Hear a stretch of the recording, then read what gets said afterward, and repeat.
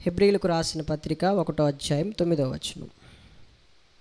నీవు నీతిని ప్రేమించితివి, దుర్నీతిని ద్వేషించితివి, అందుచేత దేవుడు నీ తోడి వారి కంటే నిన్ను హెచ్చించున్నట్లుగా ఆనంద తైలముతో అభిషేకించెను. చదవబడిన లేఖన భాగాన్ని ఒకసారి మనం కొంచెం వాక్యపు లోతుల్లోనికి వెళ్ళి మనం దాన్ని గ్రహిద్దాం. ఇక్కడ దేవుడు ఒక వ్యక్తిని అభిషేకించినట్లు చూస్తాం. గద్దినాల్లో కూడా చెప్పాను, దేవుడు నాకు ప్రత్యక్షత ఇస్తే అభిషేకాన్ని గురించి చెప్తానని. ఆ అభిషేకాన్ని గురించి, దేవుడిచ్చే అభిషేకం గురించి, దేవుడు ఎవరిని అభిషేకిస్తాడు, ఎందుకు అభిషేకిస్తాడు, ఎలాంటి వారిని అభిషేకిస్తాడు, ఎలా ఉంటే అభిషేకిస్తాడు, అసలు దేవుడు ఒక వ్యక్తిని అభిషేకిస్తే అతను ఎలా ఉంటాడు, అతనిలో ఎలాంటి మార్పులు కనబడతాయి,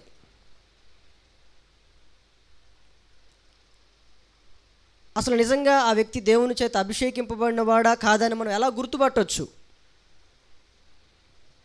ఏంటి అభిషేకం? దేవుడిచ్చే అభిషేకం, దైవజనులు ఇస్తున్నారు అభిషేకాలు. దీని గురించిన కాస్త లోతైన వివరణ ఈరోజు దేవుని వాక్యంలో మనం చూద్దాం. చదవబడిన లేఖన భాగాన్ని మనం ఒకసారి గ్రహిస్తే ఈ లేఖన భాగం మరలా మనకి పాత నిబంధనలో కూడా కనపడుతుంది. కీర్తనల గ్రంథం 45వ కీర్తన 7వ వచనం. నీవు నీతిని ప్రేమించి భక్తిహీనతను, అక్కడేమో దుర్నీతి అని రాయబడుతుంది, భక్తిహీనతను ద్వేషించుచున్నావు కావున దేవుడు నీ దేవుడే చెలికాండ్ర కంటే హెచ్చగునట్లుగా నిన్ను ఆనంద తైలముతో అభిషేకించి ఉన్నాడు. ఇక్కడ ఒక విషయం మనకు అర్థమవుతుంది. ఏం విషయం అర్థమవుతుందంటే, దేవుడు ఒక వ్యక్తిని అభిషేకించాడు. ఎలా ఉంటే అభిషేకించాడు అని ఒక ప్రశ్న మనకు రావాలి. ఈ వాక్య భాగం చదివిన తర్వాత ఎందుకు ఆ వ్యక్తిని అభిషేకించాల్సి వచ్చింది అంటే, ఈ సందర్భంలో ఆ వ్యక్తట నీతిని ప్రేమించేవాడు, దుర్నీతిని ద్వేషించేవాడు, భక్తిహీనతని ద్వేషించేవాడు కావున ఈ విషయాన్ని దేవుడే గుర్తుపట్టాడు, దేవుడే చూశాడు. కాబట్టి దేవుడు ఏం చేయాలనుకుంటున్నాడు ఆ వ్యక్తిని అంటే, తన చెలికాండ్రు అంటే తన అన్నదమ్ములు, తన సోదరులు, సోదరీమణులు, తన స్నేహితులు, వాళ్ళందరికంటే అతనిని హెచ్చించాలి అని అనుకుంటున్నాడు. హెచ్చించాలి అనుకున్న దేవుడు దానికంటే ముందుగా అతడు హెచ్చింపబడాలి కనుక ఏం చేస్తున్నాడంటే ఆనంద తైలముతో అభిషేకిస్తున్నాడు. దేవునికి స్తోత్రం, హల్లెలూయా, హల్లెలూయా. మొదట ఒక వ్యక్తి అభిషేకింపబడటానికి ఒక అర్హత కనబడుతుంది ఇక్కడ. ఈరోజు మనం చూస్తే అభిషేకం అనే పదం టీవీల్లో వాక్యం వింటూ ఉన్నప్పుడు, కొన్ని చర్చెస్లో వాక్యం వింటూ ఉన్నప్పుడు మనకి ఎక్కువ కనబడతాయి. నేను కూడా అభిషేకింపబడాలి అని అనుకుంటారు, దైవజనుడి ద్వారానన్నా అభిషేకింపబడాలి అని అనుకుంటారు. ఈ అభిషేకంలో అసలు ఏముంది, ఎవరిని అభిషేకిస్తాడు? ఈ వాక్యాన్ని బట్టి చూస్తే దేవుడు ఒక వ్యక్తిని అభిషేకిస్తున్నాడు. ఎందుకు అభిషేకిస్తున్నాడంటే ఆ వ్యక్తి నీతిని ప్రేమించేవాడు అని అర్థమవుతుంది స్పష్టంగా. దుర్నీతిని ద్వేషించేవారిని దేవుడు అభిషేకిస్తాడు. ఎందుకు అభిషేకిస్తాడయ్యా అంటే, వాళ్ళ సోదరమణులందరికంటే, చెలికాండ్ర కంటే కూడా హెచ్చగునట్లుగా ఆశీర్వదిస్తాడు వాళ్ళని. ఇది ఒక ప్రత్యేకత అన్నమాట. ఎవరిలో నెరవేరిందండి ఈ యొక్క లేఖన భాగం? సమూయేలు మొదటి గ్రంథం 16వ అధ్యాయం 12వ వచనం నుండి చదవండి. అతడు వాని పిలువనంపించి లోపలికి తోడుకొని వచ్చెను. అతడు ఎర్రనివాడును చక్కని నేత్రములు గలవాడును చూచుటకు సుందరమైన వాడునై ఉండెను. అతడు రాగానే నేను కోరుకొన్నవాడు ఇతడే, నీవు లేచి వానిని అభిషేకించుమని యెహోవా సెలవీయగా సమూయేలు తైలపు కొమ్ము తీసుకొని వాని సహోదరుల ఎదుట వానికి అభిషేకము చేసెను. నాట నుండి యెహోవా ఆత్మ దావీదు మీదకి బలముగా దిగివచ్చాను. తరువాత సమూయేలు లేచి రామాకు వెళ్ళిపోయాను. ఈ అభిషేకం అనేది ఇందాక మనం బైబిల్ గ్రంథంలో చూస్తే నీతిని ప్రేమించి దుర్నీతిని ద్వేషించినప్పుడు ఏం జరిగిందయ్యా అంటే దేవుడే ఆ వ్యక్తిని అభిషేకించాడు. గుర్తుపట్టండి మీరు. ఈ అభిషేకం అనే పదాన్ని మనం ఇప్పుడు ధ్యానిస్తున్నాం. దేవుడే స్వయంగా అభిషేకించిన సందర్భాలు ఉన్నాయి. దేవుడు దైవజనుల ద్వారా అభిషేకించిన సందర్భాలు ఉన్నాయి. ఈ అభిషేకం అనేది దేవుని సెలవు ద్వారా జరిగే ఒక కార్యక్రమం, ఒక వినూత్న కార్యక్రమం. ఇది ఎవరు పడితే వాళ్ళు చేయకూడదు. దేవుడు చెబితేనే ఆ అభిషేకం అనే ప్రక్రియ చేయాలి. దావీదుని దేవుడు కోరుకొని సమూయేలును పంపించాడు. ముందుగానే సమూయేలును పంపించిన పని ఏంటి చెప్పండి? ఇశ్రాయేలీల మీద రాజుగా ఉండటానికి, సౌలుకు మారుగా రాజుగా పరిపాలన చేయటానికి సమూయేలుని పంపించాడు అక్కడ. ఇప్పుడు సమూయేలు వచ్చిన పని ఏంటి? దేవుడు ఎవరిని అభిషేకించమన్నాడో వాళ్ళని అభిషేకించాలి. మొదట చెప్పలా, యెషయి కుమారులు ఉన్నారు, వాళ్ళ ఇంటికి వెళ్ళు, నువ్వేం చేయాలో నేను చెప్తాను అన్నాడు. మొదట 6 కుమారులు వచ్చారు. అవునా? చాలామంది. మొదట దావీదు కంటే చిన్నవాడు కదా, అందరికంటే దావీదు చిన్నవాడు. దావీదు కంటే ముందలుగా వచ్చిన అన్నదమ్ములందరూ అన్నలందరూ ఆయన ముందలు వచ్చారు. దేవుడు అంటున్నాడు, వీడు కాదు వీడు కాదు వీడు కాదు అంటున్నారు. అప్పుడు సమూయేలు అన్నాడు, అయ్యా వీళ్ళేనా, ఇంకెవరన్నా కుమారులు ఉన్నారా అని అడిగితే ఒకడున్నాడు, ఆఖరోడు, వాడిని పిలువనంపించండి అంటే పిలిచారు. ఆ వ్యక్తిని చూడగానే, ఆ చిన్నవాడిని చూడగానే ఎర్రనివాడని చక్కనివాడని దేవుడు కోరుకున్నాడండి. అంటే ఎర్రటోళ్ళనే చక్కనోళ్ళనే దేవుడు అభిషేకిస్తాడా? అందుకే సమూయేలుతో ఒక మాట చెప్పాడు పై మాటల్లో. సమూయేలు, నువ్వు మనుష్యుల రూపాన్ని, పై రూపాన్ని లక్ష్య పెట్టొద్దు. యెహోవా అంతరింద్రియాలని పరిశీలించేవాడు, హృదయాన్ని లక్ష్య పెట్టేవాడు ఆయన. కాబట్టి నీకు నాకు అటు దైవజనులే, కానీ దైవజనులకి దేవుడికి చాలా తేడా ఉంటుంది. కాబట్టి సమూయేలేమో మనుషులను లక్ష్య పెడుతున్నాడు, వాళ్ళ ఎత్తు, వాళ్ళ రూపం, ఆజానుబాహులుగా ఉన్నారు. వీడై ఉంటాడు రాజు కదా, ప్రజల్ని పరిపాలించటానికి, ప్రజల్ని నడిపించటానికి ఇతను అన్ని అంటే శారీరకంగా పుష్టి కలిగిన వాడు, ఇతనైతే అయ్యుండొచ్చు అని అనుకున్నాడు. సమూయేలు ఆలోచనలన్నీ కూడా తారుమారైపోయినాయి. ఒక చిన్నవాడు అనమాట. ఒక చిన్నవాడిని చూసి సమూయేలు చూసినప్పుడు అతనిలో ఒక ప్రేరణ, నేను కోరుకున్నవాడు ఇతడే. దేవునికి స్తోత్రం, హల్లెలూయా.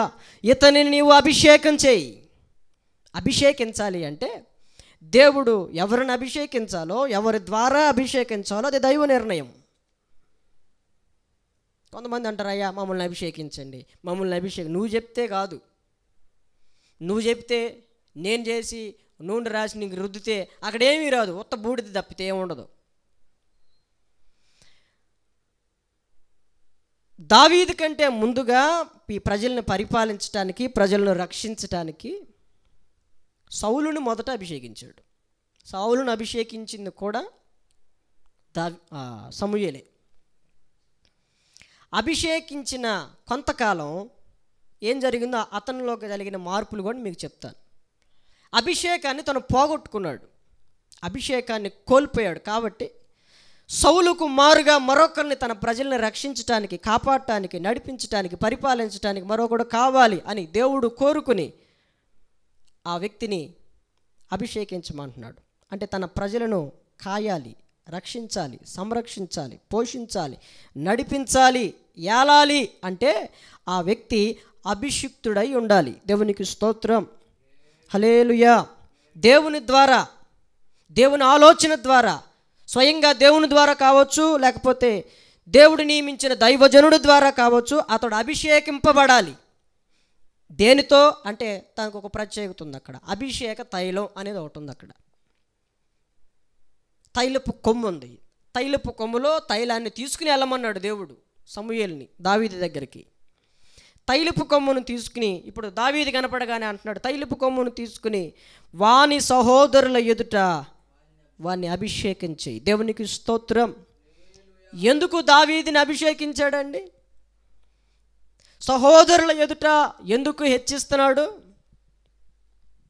అంటే, దావీదు యొక్క హృదయాన్ని ఎరిగినవాడు, నీతిని ప్రేమించి దుర్నీతిని ద్వేషించాడేమో ఆ చిన్న వయసులోనే, నాకు తెలీదు. వాక్యంలో అక్కడ ఉంది కాబట్టి ఇక్కడ దానికి మనం పోల్చి దగ్గర పెట్టి చూస్తే సమూయేలుని వాళ్ళ సహోదరుల ఎదుట అభిషేకం చేశాడు. ఆ సందర్భంలో ఏం కలిగిందంటే, సహోదరులందరికంటే అభిషేకింపబడిన వ్యక్తి చాలా హెచ్చింపబడతాడు. దేవునికి స్తోత్రం, హల్లెలూయా. ఒక తల్లి గర్భంలో నుంచే పుట్టాం అయ్యుండొచ్చు, కానీ ఒక్కొక్కడు బుద్ధి ఒక్కొక్కలాగా ఉంటుంది. ఒక దేవుని చేతిలో నుండే మనం తయారు చేయబడ్డాం, కానీ నీ బుద్ధి ఒక రకంగా ఉంటుంది, నా బుద్ధి ఒక రకంగా ఉంటుంది. అంటే ఒకే దేవునితో తయారు చేయబడ్డాం, కానీ బుద్ధులు మారిపోతున్నాయి. ఒకే తల్లి గర్భంలో నుంచి బయటకు వచ్చారు అన్నదమ్ముళ్ళు, కానీ బుద్ధులు సరిగా లేవు. కానీ వాళ్ళల్లో ఒక అతన్ని ప్రత్యేకించి కోరుకుంటున్నాడు. ఎందుకంటే నీతిని ప్రేమించి దుర్నీతిని ద్వేషించే వాళ్ళని ఆయన అభిషేకిస్తాడు. ఎందుకంటే తోటి వారందరికంటే వాళ్ళు హెచ్చింపబడాలని కోరుకుంటాడు ఆయన. దేవునికి స్తోత్రం, హల్లెలూయా, హల్లెలూయా. అంటే అభిషేకింపబడటం ద్వారా తోటి వాళ్ళందరికంటే కూడా హెచ్చింపబడతాం. అంటే బిల్డింగులు కడతాం, ఇంకేవేవో కొంటాం, ఇంకేది ఉంటాం కాదు. ఆత్మీయంగా అన్ని విషయాల్లో హెచ్చింపబడతాం, వర్ధిల్లుతాం. చాలా ప్రత్యేకంగా ఉంటుంది ఆ దీవెన. మరి దావీదు జీవితంలో ఏమైందయ్యా అంటే, తన సహోదరులందరికంటే కూడా దావీదు ప్రత్యేకింపబడ్డాడు, ప్రత్యేకంగా హెచ్చింపబడ్డాడు. ప్రత్యేకంగా చూడండి, దావీదు యొక్క అన్నదమ్ముల పేర్లు ఏడన్నా మనకు కనపడతాయా? దేవుడు తాను అభిషేకించిన వాడిని మిగతా వాళ్ళందరికంటే కూడా, అంటే నువ్వు వాళ్ళందరికంటే చిన్నోడివి కావచ్చు, నీ ముందులున్న వాళ్ళందరికంటే కూడా నువ్వు పనికిమాలినోడివి కావచ్చు, అయితే నీవు నీతిని ప్రేమించి దుర్నీతిని ద్వేషించేవాడివైతే నీ చుట్టుపక్కల ఉన్న వాళ్ళందరికంటే దేవుడిని హెచ్చిస్తాడు. మన వాళ్ళకి ఎలాంటి హెచ్చింపు కావాలి? ఎవరైనా నెత్తి మీద చేసి ప్రార్థన చేస్తే వెంటనే ఆడికంటే కూడా నేను తొందరగా బాగుపడాలి, ఆడికంటే కూడా నేను చాలా అభివృద్ధి కావాలి, నా ఆశీర్వాదం నీకు కావాలి అంటే నీ చుట్టుపక్కల ఉన్న వాళ్ళందరికంటే కూడా నువ్వు ప్రత్యేకంగా దీవింపబడాలి అంటే ఏం చేయాలి? దైవజనుల చేతులు నీ తలకాయ మీద పెట్టించుకుంటే, నూనె రాపించుకుని రుద్దించుకుంటే నువ్వు హెచ్చింపబడతావా అంటే హృదయంలో ఒక మార్పు కలగాలి. నీతిని ప్రేమించే వారిని దుర్నీతిని ద్వేషించే వారిని పరలోకమందుండి దేవుడు చూస్తున్నాడు. నువ్వు అలాంటి వ్యక్తివైతే తప్పకుండా నిన్ను అభిషేకించి ఆశీర్వదించి హెచ్చిస్తాడు. దేవునికి స్తోత్రం, హల్లెలూయా. ఇంకా దావీదులో ఏం జరిగింది అంటే సహోదరుల కంటే హెచ్చింపబడ్డాడు. ఇంకా నాట నుండి తైలపు కొమ్ము తీసుకుని అభిషేకింపబడిన నాట నుండి యెహోవా ఆత్మ బలముగా దావీదు మీదకి వచ్చింది. అంతకుముందులా లేదా? అంతకుముందు కూడా ఉంది. నాట నుండి యెహోవా ఆత్మ బలంగా దిగొచ్చింది. అప్పటి నుంచి వేరుగా ఉంది దేవుని యొక్క ఆత్మ. గొర్రెల్ని కాచుకునేవాడు కాస్త దేవుని ఆత్మ బలంగా దిగొస్తే ఇప్పుడు ప్రజలని కాపు కాస్తున్నాడు. అందుకే బైబిల్ గ్రంథంలో కొన్ని విషయాలు గమ్మత్తుగా ఉంటాయి. చేపలు పట్టేవారిని దేవుడు అభిషేకించుకుని ఏం చేశాడు చెప్పండి? మనుషులను పట్టే జాలరులుగా చేశాడు. గొర్రెలను కాసుకునే వారిని ఏం చేశాడండి? చూడండి, గొర్రెలను కాసుకునే వాళ్ళు మనకు రోడ్లో కనపడుతూ ఉంటారు కదా. వాళ్ళు ఎలా ఉంటారు? వాళ్ళ వస్త్రధారణలు ఎలా ఉంటాయి? కాలికి కనీసం చెప్పులు కూడా ఉండవు. కొన్ని వందల కిలోమీటర్లు గొర్రెలు ఎంత దూరం వెళ్తాయో అంత దూరం వాళ్ళు నడుస్తూనే ఉంటారు. దావీదు కూడా అలా గొర్రెలను కాసుకునేవాడు. అయినప్పటికీ కూడా దావీదు హృదయంలో దేన్ని ప్రేమించాడట? నీతిని ప్రేమించి దుర్నీతిని ద్వేషించేవాడు. అది తల్లిదండ్రుల ద్వారానే కలిగిందో? కొంతమందికి తల్లిదండ్రుల ద్వారా కలిగింది. తల్లిదండ్రులు బోధ చేస్తారు, అయ్యా వీటిని మనం ప్రేమించాలి, వాటిని ద్వేషించాలి. ఒక బోధ ద్వారా కొంతమంది మార్చబడతారు. కొంతమంది ఆ స్నేహితుల బోధ ద్వారానో కొన్ని పెద్దవాళ్ళ మాటల ద్వారానో మార్చబడతారు. మొత్తానికి దావీదులో ఒక మార్పు కలిగింది. నీతిని ప్రేమించి దుర్నీతిని ద్వేషించాడు. అభిషేకింపబడ్డాడు. ఆ అభిషేకము కలిగిన దగ్గర నుండి యెహోవా ఆత్మ అతని మీదకి బలముగా దిగొచ్చింది. ఇతనిలోనికేమో దేవుని ఆత్మ వచ్చింది, సౌలులోనికేమో దురాత్మ వచ్చినట్టు మనం చూస్తాం. బలముగా దేవుని ఆత్మ దావీదులో పనిచేయటం ప్రారంభించినట్లు మనం చూస్తాం. అంటే అభిషేకింపబడిన ఆ వ్యక్తిలో, అంటే స్వయంగా దేవుని ద్వారానే అభిషేకింపబడు, లేకపోతే దైవజనుడికి దేవుడు బయలుపరిస్తే అప్పుడు నువ్వు అభిషేకింపబడు. నీ మీదకి నా మీదకి ఏమి రావాలి? బలముగా దేవుని ఆత్మ మన మీదకి దిగి వస్తుంది. అంటే ఒక మార్పు అనేది కలిగిద్ది. అసలు దేవుని చిత్తం లేకుండా నువ్వు 100 మంది దైవజనులను పిలుచుకుని నూనెసి రుద్దించుకో, నువ్వు ఇంతకుముందులో ఎలాగున్నావు ఇప్పుడు అంతే ఉంటావు. ఏమండి, నూనె రాసి ప్రార్థన చేసినంత మాత్రం అంత మార్పు కలిగిద్దా అంటారు కొంతమంది. ఓరక బాప్తీసం అనగానే నేలల్లో మునిగి బయటికి రాగానే మార్పు కలిగిద్దా అంటాడు ఇంకొకడు. అర్థమవుతుందా? ఓరక పెళ్ళిలో తాళి కట్టగానే మరి ఎట్లా మార్పు కలుగుతుంది? పెళ్ళిలో తాళి కూడా 3 ముళ్ళు వేస్తాడు. లేకపోతే కొన్ని పెళ్ళిళ్ళలో బైబిల్ మార్చుకుంటారు, ఉంగరాలు మార్చుకుంటారు, చేతులు పట్టించి ప్రమాణం చేస్తారు దేవుని ముందుల. పెళ్ళి కాక ముందుకు పెళ్ళి అయిన తర్వాతకి ఏముంది? చేతులు పట్టించారు, ప్రమాణం చేశారు. ఇప్పుడు ఏమైపోయింది? పెళ్ళి అయిపోయింది. ఏముంది? నేలలోకి వెళ్ళి ముంచాడు, బయటకు వచ్చాడు. ఇప్పుడు ఏమైంది? బాప్తీసం, దేవుని బిడ్డ అయిపోయాడు. ఇంతకు ముందులా అభిషేకింపబడలేదు, ఇప్పుడు నూనె రాసి అభిషేకింపబడ్డాడు. ఏమైంది? ఎంతో మార్పు. ఏమైంది అని సిల్లీగా తీసుకుంటే మనకేం కనపడదు. పెళ్ళైన తర్వాత, ప్రమాణం చేయబడిన తర్వాత ఆనాటి నుంచి వీడు ఆస్తిపరుడు అనుకోండి, యజమానుడు. ఈ ఆస్తిలో సగం భాగం, పూర్తి భాగం కూడా ఇప్పుడు ఎవరిది? భార్యది. అందుకే అర్ధాంగి అంటారు, జీవిత భాగస్వామి, లైఫ్ పార్ట్నర్ అంటారు. సగభాగం ఆమెది. ఎప్పటి నుంచి అంటే చేతులు పట్టించి ఎప్పుడైతే ప్రమాణం చేసి ఎప్పుడైతే సర్టిఫికెట్ మీద సంతకం చేస్తామో అందరి ముందల, అప్పటి నుంచి ఆమె ఇతనికి భార్య. అర్థమవుతుందండి? అప్పటి నుంచి అంటే ఒకరోజే కంటే కాసేపట్లోనే కంటే అయిపోయింది. మరి కాసేపటి నుంచి ఇంకా అన్నిట్లో భాగస్వామి. అవును, అన్నిట్లో భాగస్వామి. నీళ్ళల్లో మునిగి బయటికి రాగానే ఆ వ్యక్తి ఎవరు అంటే, ఆ వ్యక్తి ఎవరు? దేవునికి సంబంధించిన బిడ్డ. ఊరకు మునిగి రాగానే ఏమైద్దని అనుకుంటారు, కానీ చాలా ప్రాముఖ్యత ఉంది. అసలు ఏమీ లేకుండా మునిగినోడికి ఆ మునగక మునుపు ఒకటే, మునిగిన తర్వాత ఒకటే. కొంతమందికి పెళ్ళైన తర్వాత కూడా, పెళ్ళి కాకముందు పెట్టున్నాడు, పెళ్ళైన తర్వాత కూడా అట్టాగే ఉంటాడు. ఒప్పుకుంటారా? పెళ్ళి కాకముందు తిరిగినట్టుగా కొంపలేమట పెళ్ళైన తర్వాత కూడా తిరిగాడు అనుకోండి, మక్కలు ఎరగొడతారు. వీళ్ళు ఎరగొట్టకపోతే వేరే వాళ్ళ ద్వారా ఎరగొట్టిస్తారు. కుదరదు, అదొక నిబంధన. అదొక తీర్మానం. బాప్తిస్మం తీసుకున్న తర్వాత కూడా కొంతమంది బాప్తిస్మం తీసుకోక మునిపెట్టుంటారు, తీసుకున్న తర్వాత కంటే భయంకరంగా ఉంటారు. అది వాళ్ళకి బట్టిన దరిద్రం. అది అలాగే ఉంటే దేవుడు ఊరుకుంటాడా? అర్థమవుతుందన్న మాటలు. కాబట్టి అభిషేకింపబడక మునుపుకును అభిషేకింపబడిన తర్వాతకని ఏముండాలి చెప్పండి? వ్యత్యాసం. తినకముందు ఎట్లుంటుంది, తిన్న తర్వాత అంత తేడా ఉండాలి. దేవుని దగ్గరకు ఒక వ్యక్తి రాక మునుపు, దేవుని దగ్గరకు ఒక వ్యక్తి వచ్చిన తర్వాతకి ఒక వ్యత్యాసం కనబడాలి. అలాంటప్పుడు రాకుండా ఉండటం మంచిదిగా.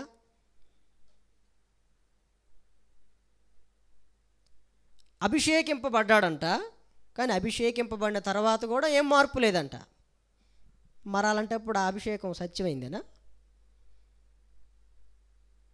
దేవుడు బయలుపరిస్తేనే అభిషేకించావా?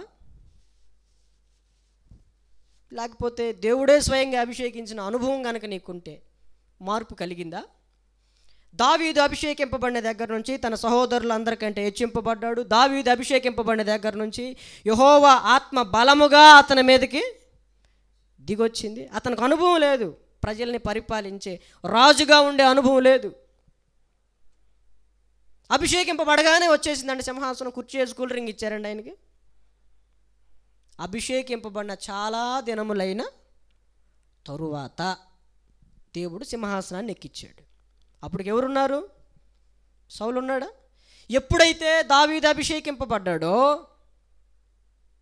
అభిషేకాన్ని పోగొట్టుకున్న సౌలులో దురాత్మ దూరింది. కాబట్టి అభిషేకింపబడిన దావీదుని చంపాలని ఎంత ప్రయత్నాలు జరిగాయి. అంటే అభిషేకింపబడిన తర్వాత చాలా ప్రమాదాలు మన చుట్టుముడతాయి. మనం ఆశీర్వదింపబడటం, మనం హెచ్చింపబడటం, దేవుని యొక్క ఆత్మతో పనిచేయటం, దేవుని యొక్క ఆత్మతో కొంతమందిని పురికొల్పటం, దేవుని యొక్క ఆత్మతో నింపబడి కొంతమందిని దేవుని మార్గంలో నడిపించటం వాడికి ఇష్టం ఉండదు. అభిషేకింపబడిన దినం మొదలుకొని గుర్తుపెట్టుకోండి. దావీదు జీవితంలో మనం చూస్తే దేవుడు ఎంతగా తప్పించాడు సౌలు దగ్గర నుంచి. బైబిల్ గ్రంథంలో ఒక చక్కని మాట ఉంటుంది, చదువుదాం. కీర్తనల గ్రంథం 18వ అధ్యాయం 50వ వచనం. నీవు నియమించిన రాజునకు గొప్ప రక్షణ కలుగ చేయువాడవు. అభిషేకించిన దావీదునకును అతని సంతానమునకును నిత్యము కనికరము చూపువాడవు. దావీదుని దేవుడు ఏం చేశాడండి? ఎందుకు అభిషేకించాడండి? రాజుగా ఉండటానికి అభిషేకించాడు. దావీదు ఎవరయ్యా అంటే దేవుడు నియమించిన రాజు. దేవుడు నియమించిన ఈ రాజు కట దేవుడు గొప్ప రక్షణ కలుగజేయవాడట. దేవునికి స్తోత్రం, హల్లెలూయా. అతనికే కాదు, అతనికి సంతానానికి కూడా నిత్యము కనికరము చూపే దేవుడు అంట. ఒక వ్యక్తి దేవుని ద్వారా అభిషేకింపబడితే అతనికి దేవుడు ఏం చేస్తాడంట? గొప్ప రక్షణ కలుగు చేస్తాడు. అతనికే కాదు, అభిషేకించిన దావీదుకును అతని సంతానానికి కూడా నిత్యము కనికరాన్ని కూడా కలుగు చేస్తాడంట. చూడండి ఎంత మేలు దీనిలో దాగుందో. అర్థమవుతుందా? కొంతమందికి అభిషేకం అంటారు. అసలు అభిషేకంలో ఏముందో కొంత తెలుసుకోవాలి మనం. కాబట్టి కొన్ని విషయాలు నేను మీకు చెప్తాను.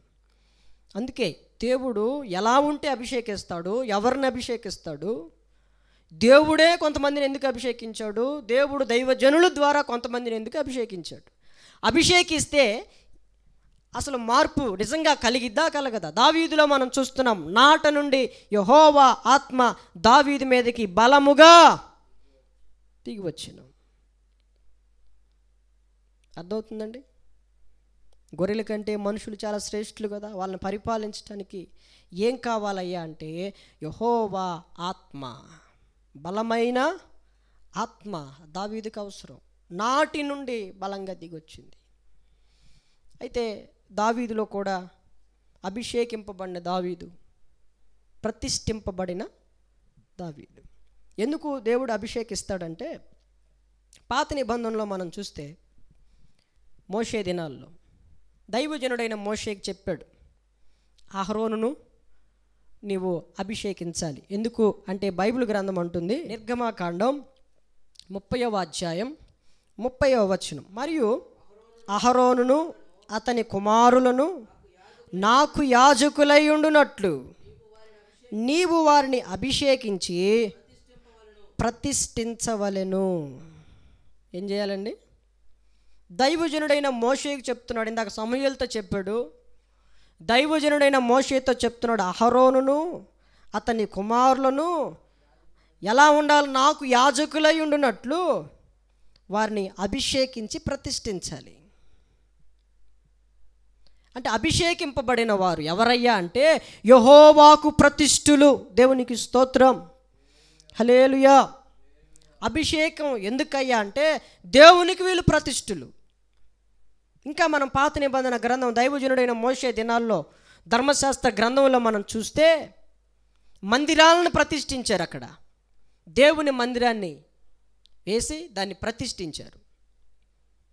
ప్రతిష్ఠించటం మూలంగా, అభిషేకించటం మూలంగా ఏం కలిగిద్దయ్యా అంటే పరిశుద్ధత కలిగిద్ది అని మనకి నిర్గమాకాండం, సంఖ్యాకాండంలో కొన్ని మాటలు మనకి కనబడతాయి.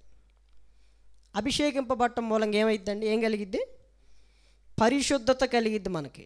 కాబట్టి దైవజనుడైన మోషేకి దేవుడు చెప్పాడు, ఏమని చెప్పాడు? వారు నాకు యాజకులుగా ఉండాలి అంటే నీవేం చేయాలి? వాళ్ళని అభిషేకం చేయాలి. అభిషేకం చేయబడిన దగ్గర నుంచి వాళ్ళు ఏమవుతారు? నాకు ప్రతిష్ఠులు. మందిరాన్ని ప్రతిష్ఠ చేసేవాళ్ళు. పాత నిబంధనలో మందిరంలో కొన్ని ఉపకరణాలు ఉండేవి, ఆ ఉపకరణాలను కూడా ప్రతిష్ఠ చేసేవాళ్ళు. ఇవన్నీ మనకి నిర్గమాకాండం, సంఖ్యాకాండం, లేవీకాండంలో చదివితే ఇవి మనకు అర్థమవుతాయి. ఇంకా బలిపీఠాన్ని ప్రత్యేకంగా ప్రతిష్ఠించేవాళ్ళు. అర్థమవుతుందా? ప్రతిష్ఠించడం అంటే అభిషేకించటం. అభిషేకం ద్వారా ఏం కలిగిద్దాయి అంటే పరిశుద్ధత. అభిషేకింపబడక మునుపు వేరు, అభిషేకించిన తర్వాత దేవునికి ప్రతిష్ఠులు వీళ్ళు. ఒక మందిరాన్ని దేవునికి ప్రతిష్ఠ చేస్తాం, ఎందుకంటే ఇది దేవుని మందిరమే కానీ వేరొకటి కాదు. కొంతమంది ప్రజలను దేవునికి ప్రతిష్ఠ చేస్తే వీళ్ళు దేవుని సేవకులే కానీ వేరొకరు కారు. వీరు దేవుని బిడ్డలే కానీ మరొకరు కారు అని అర్థం. వాళ్ళ బ్రతుకు కూడా ఎలా ఉండాలంటే యెహోవాకు అంటే దేవునికి ప్రతిష్ఠితగా ఒక ప్రత్యేకమైన బ్రతుకులు బ్రతకాలి, అభిషేకింపబడిన వాళ్ళు. అయితే అభిషేకింపబడిన వాళ్ళలో చాలామంది పరిశుద్ధ గ్రంథంలో దాన్ని కోల్పోయినట్టు మనం చూస్తాం. దావీదు కూడా ఆ అభిషేకాన్ని కోల్పోయినట్టు చూస్తాం. సంసోను అభిషేకాన్ని కోల్పోయాడు. చాలామంది సౌలు అభిషేకాన్ని కోల్పోయినట్లుగా మనం చూస్తాం. అందుకే బైబిల్ గ్రంథం అంటుంది, ఏర్పరచబడిన వారిని సైతం వాడు ఏం చేస్తాడు అంటే మోసం చేస్తాడు. ఎందుకంటే ఎప్పుడైతే మనం ఏర్పాటు చేయబడతామో, అభిషేకింపబడతామో, ప్రతిష్ఠులుగా బ్రతుకుతామో, నాట నుండి దేవుని ఆత్మ బలంగా పనిచేసిద్ది, నాట నుండి దురాత్మ కూడా మనకి విరోధంగా పనిచేసిద్ది. నువ్వు దేవుని పని చేయకుండా ఉండటానికి, దేవుని బిడ్డగా బ్రతకకుండా ఉండటానికి, దేవునికి ప్రతిష్ఠుడిగా బ్రతకకుండా ఉండటానికి, దేవుని కొరకు ప్రత్యేకంగా బ్రతకకుండా ఉండటానికి అనేకమైన దురాత్మలు నిన్ను వెంటాడుతూ ఉంటాయి. కానీ దేవుడు ఒక వ్యక్తిని అభిషేకించుకుంటే గొప్ప రక్షణ వాళ్ళకి కలుగు చేస్తాడు. దేవునికి స్తోత్రం, హల్లెలూయా. అహరోను మనం చూస్తే, అహరోను పిల్లలను చూస్తే అభిషేకింపబడిన వాళ్ళు, యాజకులుగా ఉండటానికి అభిషేకింపబడిన వాళ్ళు, రాజులుగా ఉండటానికి అభిషేకింపబడిన వాళ్ళే. కానీ దాన్ని కోల్పోయినట్లుగా మనం బైబిల్ గ్రంథంలో మనం చూస్తాం. మరొక వాక్యాన్ని నేను మీకు చెప్తాను, చదవండి. నిర్గమాకాండం 40వ అధ్యాయం 9వ వచనం, మరియు నీవు అభిషేక తైలము తీసుకొని మందిరమునకును దానిలో నుండి సమస్తమునకును అభిషేకము చేసి దానిని దాని ఉపకరణములన్నిటినీ ప్రతిష్ఠింపవలెను, అప్పుడు అది పరిశుద్ధమగును. అది విషయం. అభిషేకము ద్వారా ప్రతిష్ఠింపబడతాం, అభిషేకము ద్వారా హెచ్చింపబడతాం, అభిషేకము ద్వారా దేవుని ఆత్మ బలంగా దిగొస్తుంది. అభిషేకము ద్వారా పరిశుద్ధత కలుగుతుంది.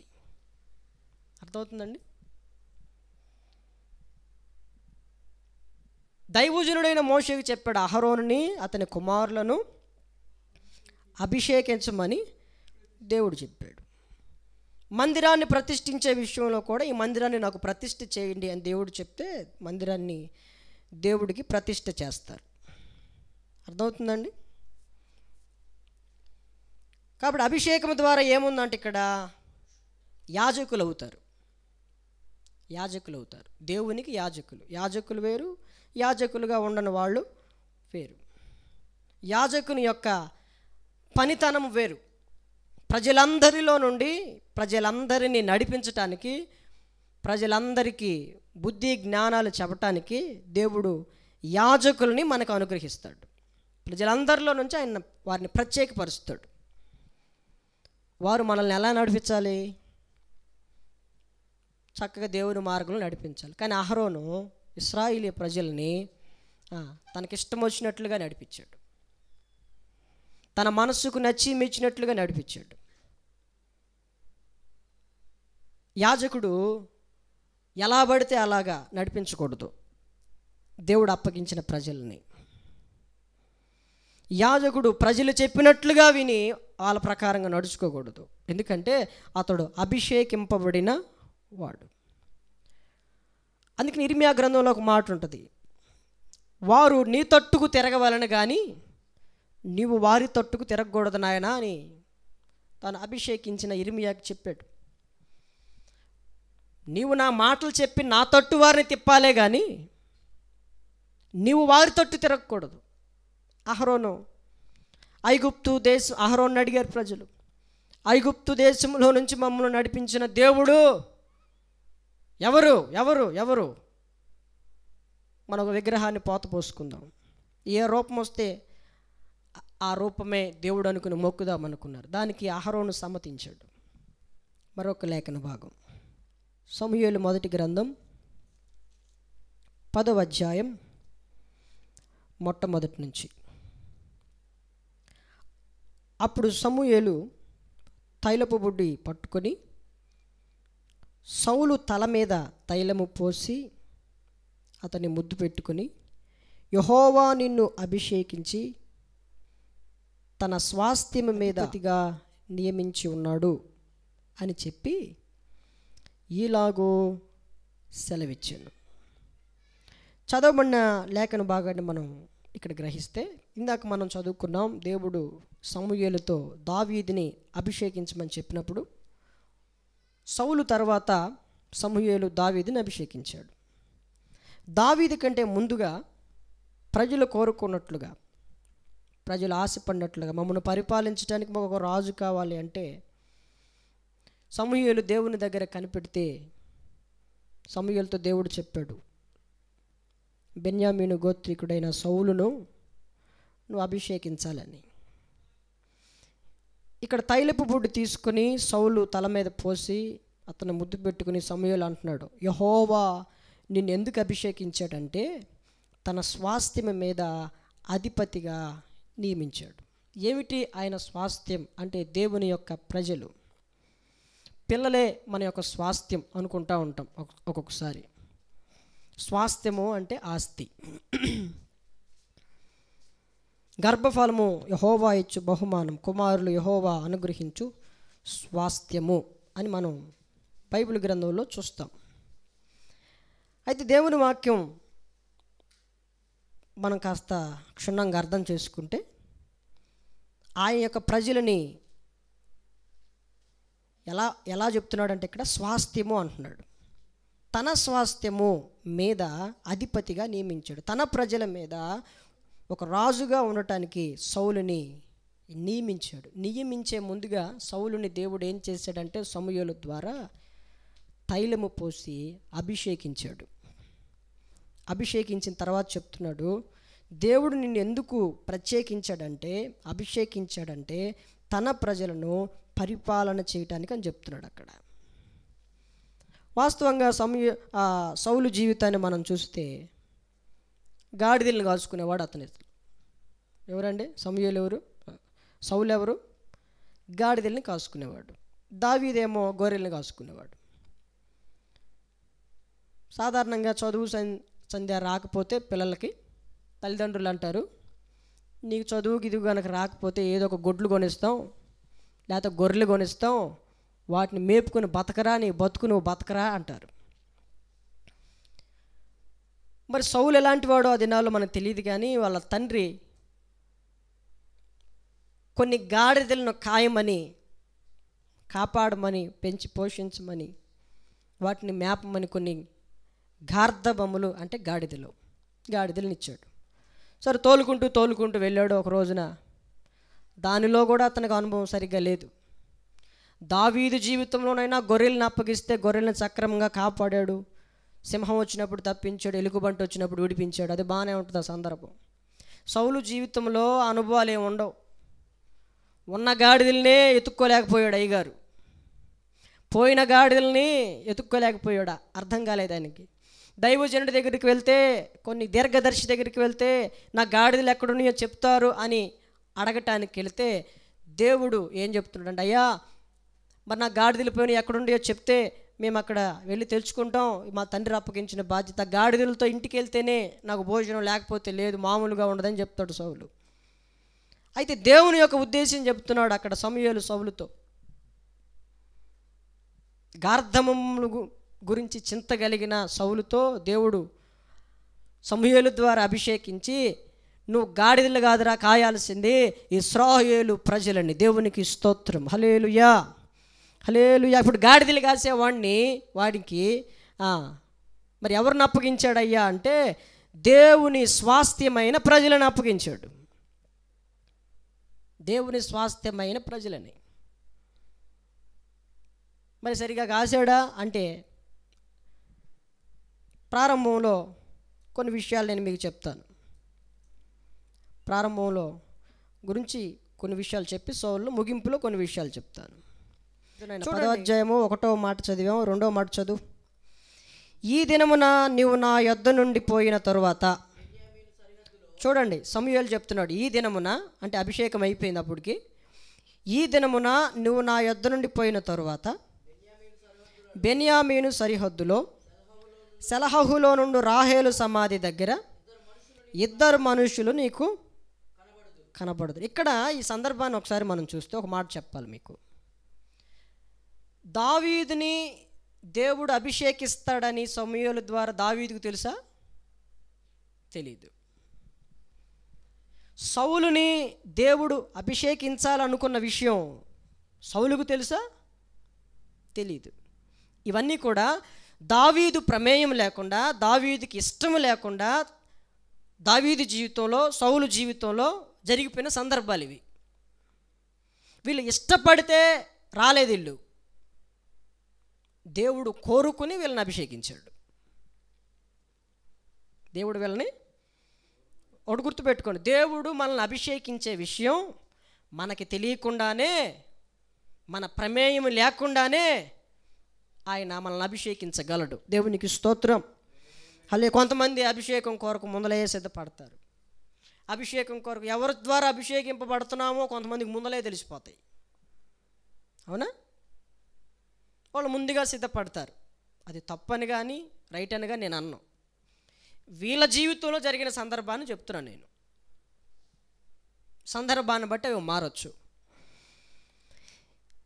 అభిషేకింపబడిన తర్వాత సమూయేలు చెప్తున్నాడు, ఈ దినమున నీవు నా యొద్ద నుండి పోయిన తర్వాత బెన్యామీను సరిహద్దులో సెలహులో నుండి రాహేలు సమాధి దగ్గర 2 మనుషులు నీకు కనబడతారు. వారు నీవు వెదకబోయిన గార్ధబములు దొరికినవి నీ తండ్రి తన గార్ధబముల కొరకు చింతించక నా కుమారుని కనుగొనుటకై నేనేమి చేతునని నీ కొరకు విచారణ పడుచున్నాడని చెప్పెదరు. తరువాత నీవు అక్కడి నుండి వెళ్ళి తాబోరు మైదానమునకు రాగానే అక్కడ బేతేలునకు దేవుని యొద్దకు పోవు 3 మనుషులు నీకు ఎదురుపడుదురు. ఒకడు 3 మేకపిల్లలను, ఒకడు 3 రొట్టెలను, ఇంకొకడు ద్రాక్షారసపు తిత్తిని మోయిచు వత్తురు. వారు నేను కుశల ప్రశ్నలు అడిగి నీకు 2 రొట్టెలు ఇత్తురు, అవి వారి చేత నీవు తీసుకొనవలెను. ఈలాగున పోవచ్చు, ఫిలిష్తీయుల దండు కాపువారుండు దేవుని కొండకు చేరుదు. ఇప్పుడు 2 వ్యక్తులు 2 గ్రూపులు ఈయనకి ఎదురుపడ్డాయి. మొదటి బ్యాచ్ వాళ్ళు వచ్చి ఏం చెప్తున్నారు? 2 మనుషులు కనపడి ఏం చెప్తున్నారు? అయ్యా, నీ గాడిదలు దొరికినవి, నువ్వు వెదకబోయిన గాడిదలు దొరికినవి. గాడిదలు దొరికినాయి కాబట్టి మీ తండ్రి నిన్ను వెతుకుతూ ఆయన విచారపడుతున్నాడు రా బాబు అని చెబితే, మరి సౌలు అంటే అతని జీవితంలో ఇంకా జరగల, దీర్ఘదర్శి ముందుగా చెబుతున్నాడు, ప్రవక్త ముందుగా చెబుతున్నాడు, సమూయేలు ప్రవక్త. దైవజనుడు ఏం చెప్పాడు? అలాగే తన మార్గ మధ్యలో మొదటి బ్యాచ్ కనబడ్డారు. మరి మా నాన్న విచారపడుతున్నాడు అని చెప్పేసి, గాడిదలు దొరికినాయిగా, నేను వచ్చిన పని అయిపోయిందిగా అని అనుకుని వెళ్ళిపోయాడండి సౌలు. దేవుని యొద్దకు వచ్చేవాళ్ళు కూడా అంతే.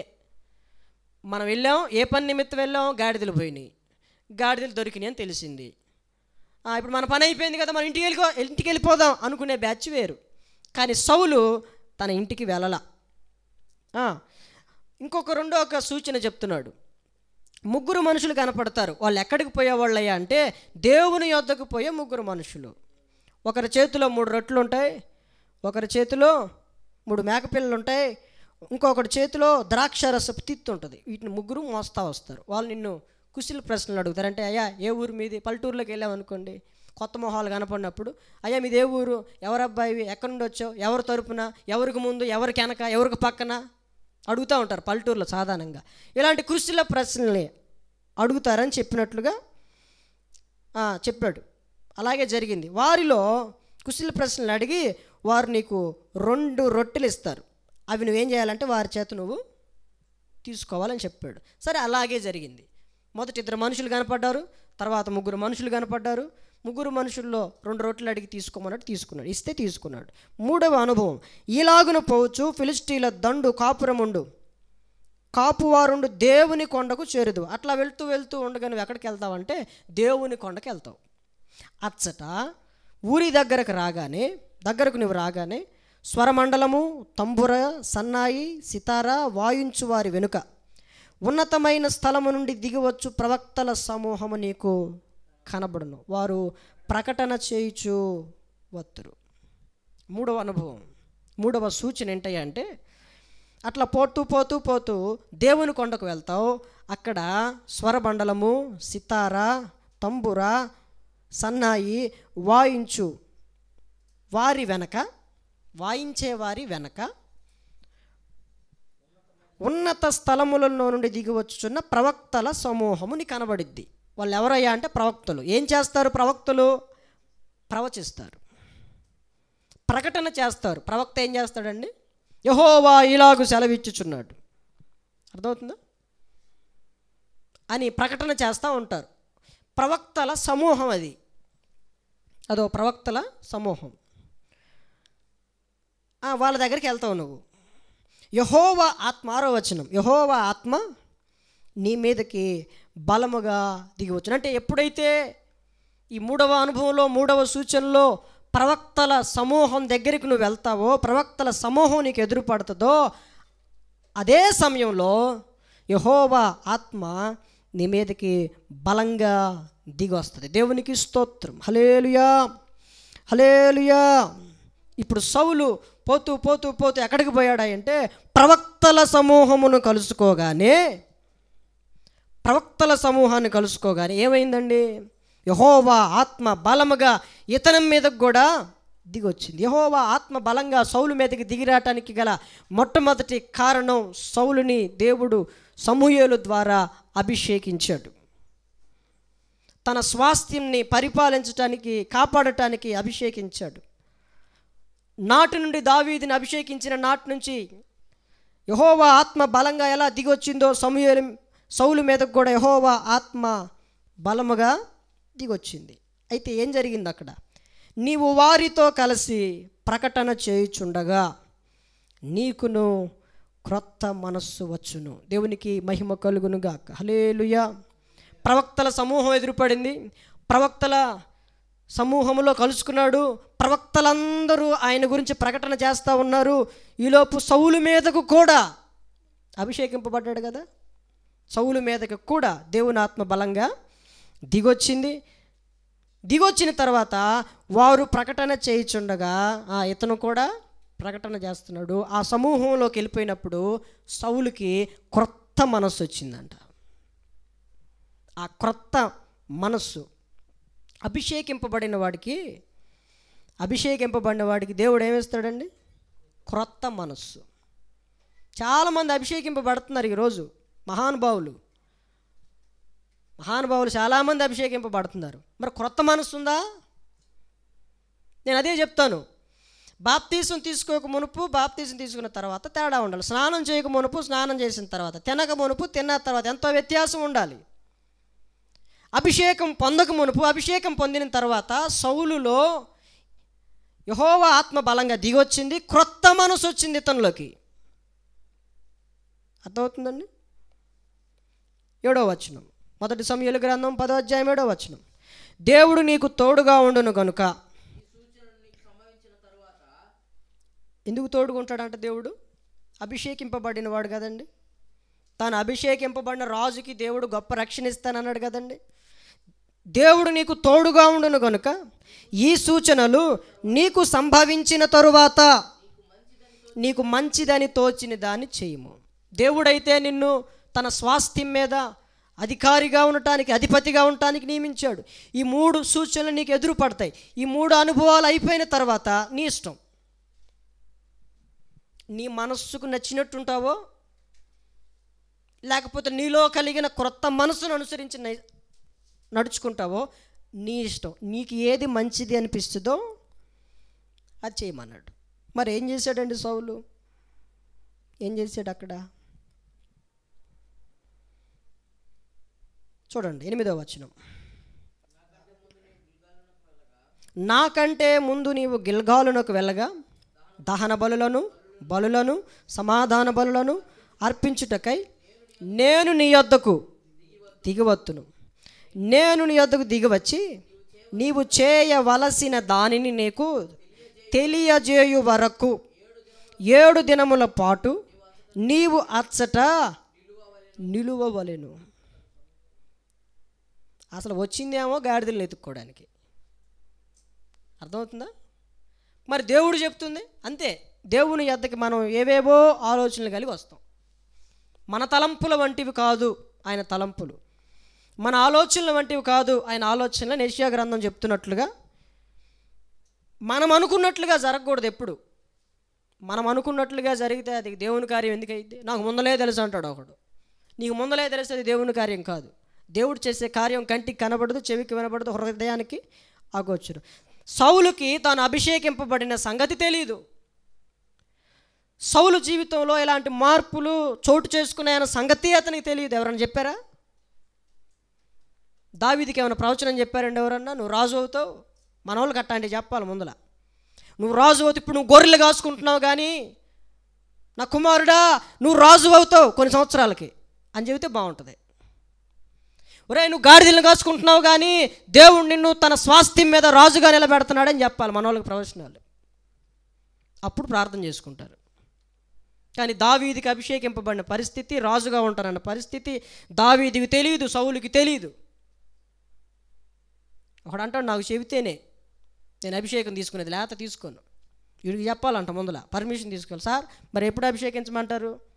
సంవత్సరం తర్వాత, సంవత్సరం ముందల అని వీడిని అడగాలి. అభిషేకింపబడాలి అనుకుంటున్నప్పుడు అసలు నీకు అభిషేకింపబడే ఆ టైం కానీ, ఆ వ్యక్తులు కానీ, అది ఎవరి ద్వారా అభిషేకిస్తాడు అసలు ఆ విషయాలు నీకు అసలు తెలియదు ఈ సందర్భంలో. అర్థమవుతుందండి? ఈ విషయాలన్నీ అయిపోయిన తర్వాత నీకు ఏది ఇష్టమో చేయమన్నాడు. తర్వాత చెప్తున్నాడు నాకంటే ముందుగా నీకు క్రొత్త మనసు వచ్చింది. ఇప్పుడు నువ్వు ఎలా ఉండాలనుకుంటే అలా ఉండలేవు. ఎందుకంటే నువ్వు ప్రవక్తల సమూహం వచ్చింది కదా, క్రొత్త మనసు వచ్చింది, నువ్వు అభిషేకింపబడినవాడు కదా. నాకంటే ముందుగా నువ్వు ఎక్కడికి వెళ్తావు? గిల్గాలుకు వెళ్ళగా అక్కడ సమాధాన బళ్ళు అయిన అర్పించి నేను ఎద్దకు వస్తాను. 7 దినాలు అక్కడ ఉండాలి. 9వ వచనం, అతడు సమూయేలు నొద్ద నుండి వెళ్ళిపోవుటకై తిరుగగా దేవుడు అతనికి క్రొత్త మనస్సు అనుగ్రహించును. ఆ దినముననే ఆ సూచనలు కనబడెను. దేవునికి స్తోత్రం. హల్లెలూయా. సమూయేలు యొద్ద నుండి వెళ్ళిపోవాలని అట్లా తిరిగాడు. సౌలుకి ఏమొచ్చిందండి? క్రొత్త మనస్సు. అభిషేకింపబడిన వాళ్ళకి ఏం కావాలండి? రావాలి. అభిషేకింపబడిన వాళ్ళకి ఆ తేడాగా కనబడాలి. ఇంకా మనం చూస్తే 10వ వచనం, వారు ఆ కొండ దగ్గరికి వచ్చినప్పుడు ప్రవక్తల సమూహము అతనికి ఎదురు పడగా దేవుని ఆత్మ బలముగా అతని మీదకి వచ్చెను. అతడు వారి మధ్యన ఉండి ప్రకటన చేయుచుండెను. పూర్వము అతనిని ఎరిగిన వారందరూ అతడు ప్రవక్తలతో కూడా ఉండి ప్రకటించుట చూచి కీషు కుమారునికి సంభవించినది ఏమిటి? సౌలును ప్రవక్తలలో ఉన్నాడా అని ఒకడితో ఒకడు చెప్పుకొనగా, ఆ స్థలమందుండు ఒకడు వారి తండ్రి ఎవరని అడిగాను. అందుకు సౌలును ప్రవక్తలలో ఉన్నాడా అని సామెత పుట్టాను. అంతటా అతడు ప్రకటించుట చాలించి ఉన్నత స్థలమునకు వచ్చాను. అంటే దేవుని గురించిన ప్రకటన అనుభవాలన్నీ సౌలు జీవితంలో ఉన్నాయండి. అసలు తెలుసా? కానీ తెలియదు. మరి ఎలా ప్రకటన చేస్తున్నాడండి అంటే, యెహోవా ఆత్మ అభిషేకింపబడిన దినం మొదలుకొని, ప్రతిష్ఠింపబడిన దినం మొదలుకొని, పరిశుద్ధంగా పరచబడిన దినం మొదలుకొని బలంగా దిగొచ్చింది. ఇప్పుడు ఎక్కడున్నాడు? ఎక్కడ పడితే అక్కడ తిరిగాడు. ప్రవక్తల సమూహంలోకి వెళ్ళాడు. ప్రవక్తల సమూహంలోకి వెళ్ళి వాళ్ళు చాలా అనుభవం కలిగిన వాళ్ళు, కానీ ఇతనికి ఏ అనుభవం లేదు అని వారితో కలిసి దేవుని గురించి ప్రకటిస్తున్నాడు. అది చూసి ఆశ్చర్యపోయారంటే, ఎందుకు ఆశ్చర్యపోతారు? వాళ్ళు ఎప్పుడో నుంచి ప్రవక్తలుగా ఉన్నారు. అసలుకి ఏమీ తెలియదు ఇతనికి, కానీ వారితో సహా ప్రకటిస్తున్నాడు. వాళ్ళకి ఆశ్చర్యం వేసింది. అరే ఎవడు కుమారుడురా అని ఆశ్చర్యపోతున్నారు. యేసు ప్రభువుని చూసినప్పుడు కూడా ఈయన ఎవరి కుమారుడు? వడ్లవాని కుమారుడు కాదా? ఇతనికి పాండిత్యం ఎక్కడది అనుకున్నారు లేదా? వీళ్ళు పామరులు కదా, వీళ్ళకి ఇంత పాండిత్యం ఎక్కడది? పేతురు యోహానులను చూసి వీళ్ళు విద్య లేని పామరులు కదా, మరి ఎక్కడి నుండి వచ్చింది ఇదంతా? అభిషేకింపబడిన దినం మొదలుకొని దేవునికి ప్రతిష్ఠింపబడ్డారు. దేవునికి యేసుక్రీస్తు ప్రభు పునరుద్ధానుడై తిరిగి లేచిన తర్వాత, పరిశుద్ధాత్మ అనుభవాలు కలిగిన తర్వాత, దేవునికి ప్రతిష్ఠితులుగా బ్రతుకుతామని తీర్మానం చేసుకున్న తర్వాత, నాట నుండి యెహోవా ఆత్మ, పరిశుద్ధాత్మ యేసు ప్రభు శిష్యుల మీదకి బలంగా దిగొచ్చినప్పుడు వాళ్ళకి అసలు ఏమీ తెలియదు, కానీ యేసే క్రీస్తై ఉన్నాడని వాళ్ళు ప్రకటిస్తూనే ఉన్నారు, నిరూపించారు. దేవునికి స్తోత్రం. హల్లెలూయా. ఆ సమయాల్లో చేపలు పట్టుకునే వాళ్ళు దేవుని గురించి చెబుతున్నారు. చదువు సంజలేని వాళ్ళు దేవుని గురించి చెబుతున్నారు. మేము చూచాం, విన్నాం, అనుభవించాం. ఏది మేము కనులారా చూచామో, చెవులారా విన్నామో దాన్నే మీకు చెబుతున్నాం, మేము కట్టు కథ కాదు అని చెప్తుంటే, ఒరే వీడు చేపలు పట్టుకునేవాడు కదా, అసలు వీడు వృత్తికి కానీ, వీడి లైఫ్ స్టైల్కి కానీ, వీడు చెప్పే మాటలకు కానీ ఏమాత్రం తేడా లేవు కదా, అసలు ఎవడు కొడుకు వీడు అనుకుంటారు కొన్నిసార్లు. అంటే వాళ్ళకి సంబంధించిన వాతావరణానికి కానీ, వాళ్ళు పలికే మాటలకు కానీ అసలు సంబంధమే లేదు. దేవుని కార్యం అలా ఉంటుంది. దేవుడు ఒక వ్యక్తిని కోరుకుని, దేవుడు ఒక వ్యక్తిని తన ప్రజల కొరకు ఎన్నుకుని అభిషేకించుకున్న తర్వాత ఆ వ్యక్తికి దేవుడు క్రొత్త మనస్సుని అనుగ్రహిస్తాడు. సౌలు కూడా ప్రవక్తల్లో ఉన్నాడని ఆశ్చర్యపోయేటట్లుగా సౌలు దేవుని గురించి ఏం చేశాడంట? ప్రకటన చేశాడు. అంటే అర్థం ఏంటంటే, వాళ్ళు అలా ఆశ్చర్యపోవటానికి వీళ్ళ నాన్నగారు ఏమన్నా ప్రవక్త కుమారుడేమో అనుకున్నారు, కానీ ఈయన పుట్టుపూర్వోత్తరానికి వెళ్తే ఆయన ఏమో ప్రవక్త కాదు. మరి ఎలా పాసిబుల్? ఇది ఎలా పాసిబుల్ అంటే, యెహోవా ఆత్మ బలంగా దిగి వచ్చింది. ఎందుకు? సమూయేలు ద్వారా దేవుడు సౌలుని అభిషేకించాడు. అందరిని పిలిచి ఒక కూటమి పెట్టాడండి. అందరిని పిలుచుకున్నాడా? రహస్యంగా జరిగిన కార్యం అది. సమూయేలుకి తెలుసు, దేవునికి తెలుసు. సౌలుకు తెలియదు అభిషేకింపబడే సంగతి. కొంతమంది అనుకుంటారు, ఇన్నాళ్ళ నుంచి మిమ్మల్ని వెంబడిస్తున్నాం కదా, మాకెప్పుడు నెత్తి మీద తైలం వేసి చెప్పమని చెప్పలేదా దేవుడు అనుకుంటారు కొంతమంది. ఎప్పుడు చెప్పలేదా, మేము ఎంత పని చేస్తున్నాం కదా చెప్పలేదా? చెబితే ఎందుకు చెయ్యం? ఎవడో గాడిదలను పోగొట్టుకున్నాడని ప్రార్థన చేయించుకోవడానికి వస్తే వాడిని అభిషేకిస్తావా? ఎట్లాంటి తేడాలు కూడా వస్తాయి. దేవుడు తన సహోదరుల కంటే హెచ్చింపబడినట్లుగా సౌలుని కూడా దేవుడు ఏం చేశాడు? హెచ్చించాడు. సౌలు యొక్క రూపురేఖలు చూస్తే అతడు మంచి దేహదారుఢ్యం కలిగిన వాడు అని బైబిల్ చెప్తుంది. ఎలాంటి వాడంట? ఈ విషయాలు అయిన తర్వాత రాజుగా తీసుకొచ్చే ఆ పరిస్థితులు ముందుకు రావాలి కదా. ఈ అనుభవాలన్నీ అయినాయి కదండి సౌలు జీవితంలో. మరి సౌలు ఎక్కడున్నాడు? 21వ వచనం. బెన్యామీను గోత్రమును వారి ఇంటి కూటముల ప్రకారము అతడును సమకూర్చగా, అయ్యా మత్రి ఇంటి కూటమి ఏర్పడెను. తరువాత కీషు కుమారుడైన సౌలు ఏర్పడెను. అయితే జనులు అతన్ని వెదకినప్పుడు అతడు కనబడలేదు. కావున వారు ఇక్కడికి ఇంకొక మనుష్యుడు రావలసి ఉన్నదా అని యెహోవా యొద్ద విచారణ చేయగా, యెహోవా ఇదిగో అతడు సామానులో దాగి ఉన్నాడని సెలవిచ్చాను. వారు పరిగెత్తుకుని పోయి అక్కడ నుండి అతన్ని తోడుకొని వచ్చిరి. అతడు జనసమూహంలో నిలిచినప్పుడు భుజములు మొదలుకొని పైకి ఇతరుల కంటే ఎత్తుగలవాడుగా కనబడేను. అప్పుడు సమూయేలు, జనులందరిలో ఏర్పరిచిన వానిని మీరు చూచితిరా? జనులందరిలో అతని వంటి వాడు ఒకడును లేడని చెప్పగా, జనులందరూ బొబ్బలు పెట్టుచు రాజు చిరంజీవి యగునుగా అని కేకలేశారు. ఈయనకి ఈ సందర్భం అంతా చూసి ఎక్కడ దాక్కున్నాడు? ఓరి నాయనో, నేనేదో గాడిదలను ఎత్తుక్కోవడానికి వచ్చాను, నాకేంటి అసలు ఇదేంటి అనవసరమైన తిప్పలు పెడుతున్నారని చెప్పి ఎక్కడో సామానుల్లో దాక్కుంటే చీటీ ఎత్తే ఆయన పేరే వచ్చింది. మళ్ళీ చీటీ ఆయన పేరే వస్తే ఇంకెవరైనా రావాల్సి ఉన్నదా అంటే దేవుని దగ్గర విచారణ చేస్తే వాళ్ళకి అర్థం కావట్లా. దావీదుని అభిషేకించేటప్పుడు కూడా ఇంకెవరైనా ఉన్నారా అని యెషయా గారిని అడిగాడు. ఇంకొకడు ఉన్నాడయ్యా అంటే అభిషేకించారు.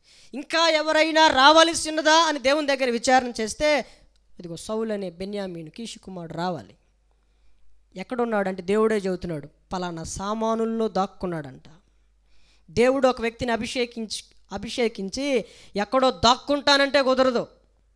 దేవుడు ఒక వ్యక్తిని కోరుకున్న తర్వాత, తమ స్వాస్థ్యం మీద నియమించిన తర్వాత దాన్ని విడిచిపెట్టి వెళ్తానంటే కుదరదు. మోషే జీవితంలో మోషేను దేవుడు అభిషేకించుకున్నాడు. అభిషేకించుకున్న తర్వాత నత్తివాడిని అన్నాడు, అది అన్నాడు, ఇది అన్నాడు, ఏమైనా సరే మోషే ద్వారా జరిగించుకున్నాడు లేదా? సామానుల్లో దాగున్న వాడిని తీసుకొస్తే ఆ మనిషి మామూలు చిన్న పిల్లోడండి. దావీదన్న బాలుడు, ఎర్రనవాడు, చిన్నవాడు, చక్కనివాడు. మనిషి చూస్తే 6 అడుగుల పైనే ఉన్నాడు. ఆజానుబాహుడు, ప్రజలందరికంటే కూడా చాలా ప్రత్యేకంగా ఉన్నాడు సౌలు. అతను చూసినప్పుడు ఇతనే మా రాజు చిరంజీవి యగునుగాకని బొబ్బలు పొట్టుచు కేకలేసినట్లు మనం చూస్తాం. మరి ఇదే సౌలు దేవుని ద్వారా అభిషేకింపబడ్డాడు దైవజనుడి సహాయం చేత. మరి ఏమైందండి? అభిషేకింపబడిన వాళ్ళే, ప్రతిష్ఠింపబడిన వాళ్ళే ఆ ప్రతిష్టలో లేకపోతే ప్రజలు పాడైపోతారు. అర్థమవుతుందండి? ఈయన గొప్పతనాన్ని బట్టి అభిషేకించాడా? తన ప్రజల నిమిత్తం, తన స్వాస్థ్యం నిమిత్తం అభిషేకిస్తే, గొర్రెలను కాసుకున్నప్పుడు బాగానే ఉన్నాడు, ఈ గాడిదలను కాసుకున్నప్పుడు రేంజ్ పెరిగింది కదండి. ఇప్పుడు రేంజ్ పెరిగింది, ప్రతిష్టతలో ఉండలేకపోతున్నాడు. ఇప్పుడు నేను రాజును కదా, నా ఇష్టానుసారంగా నేను ఎందుకు ఉండకూడదు? మర్చిపోయాడు, రాజులకు రాజు ఉన్నాడు నా మీద, ప్రభువులకు ప్రభు ఉన్నాడు, సర్వాధికారము కలిగిన దేవుడు ఉన్నాడు అనే సంగతి మర్చిపోయాడు. సరే, ఈ చిన్న విషయంలో ఏముంది, నా మనసుకు నచ్చినట్టు నేను చేద్దామలే అనుకున్నాడు. ఏమైంది చెప్పండి? నాట నుండి యెహోవా ఆత్మ సౌలుని ఎడబాసింది. రాజ్యము నీ చేతిలో నుండి మరొక చేతుల్లోనికి ఇచ్చేసాడు దేవుడు. బైబిల్లో కొన్ని చిన్న చిన్న విషయాలని దేవుడు చాలా సీరియస్గా తీసుకున్నాడు. చిన్న విషయాలనే, కొన్ని పెద్ద పెద్ద విషయాలు ఉన్నాయి, వాటిని ఆయన సీరియస్గా తీసుకోవాలా. చిన్న విషయమే అయినప్పటికీ, అంటే చిన్న విషయం అంటే దేవుడు చెప్పింది చేయకుండా ఇదేమవుతుందిలే అని నిర్లక్ష్యం.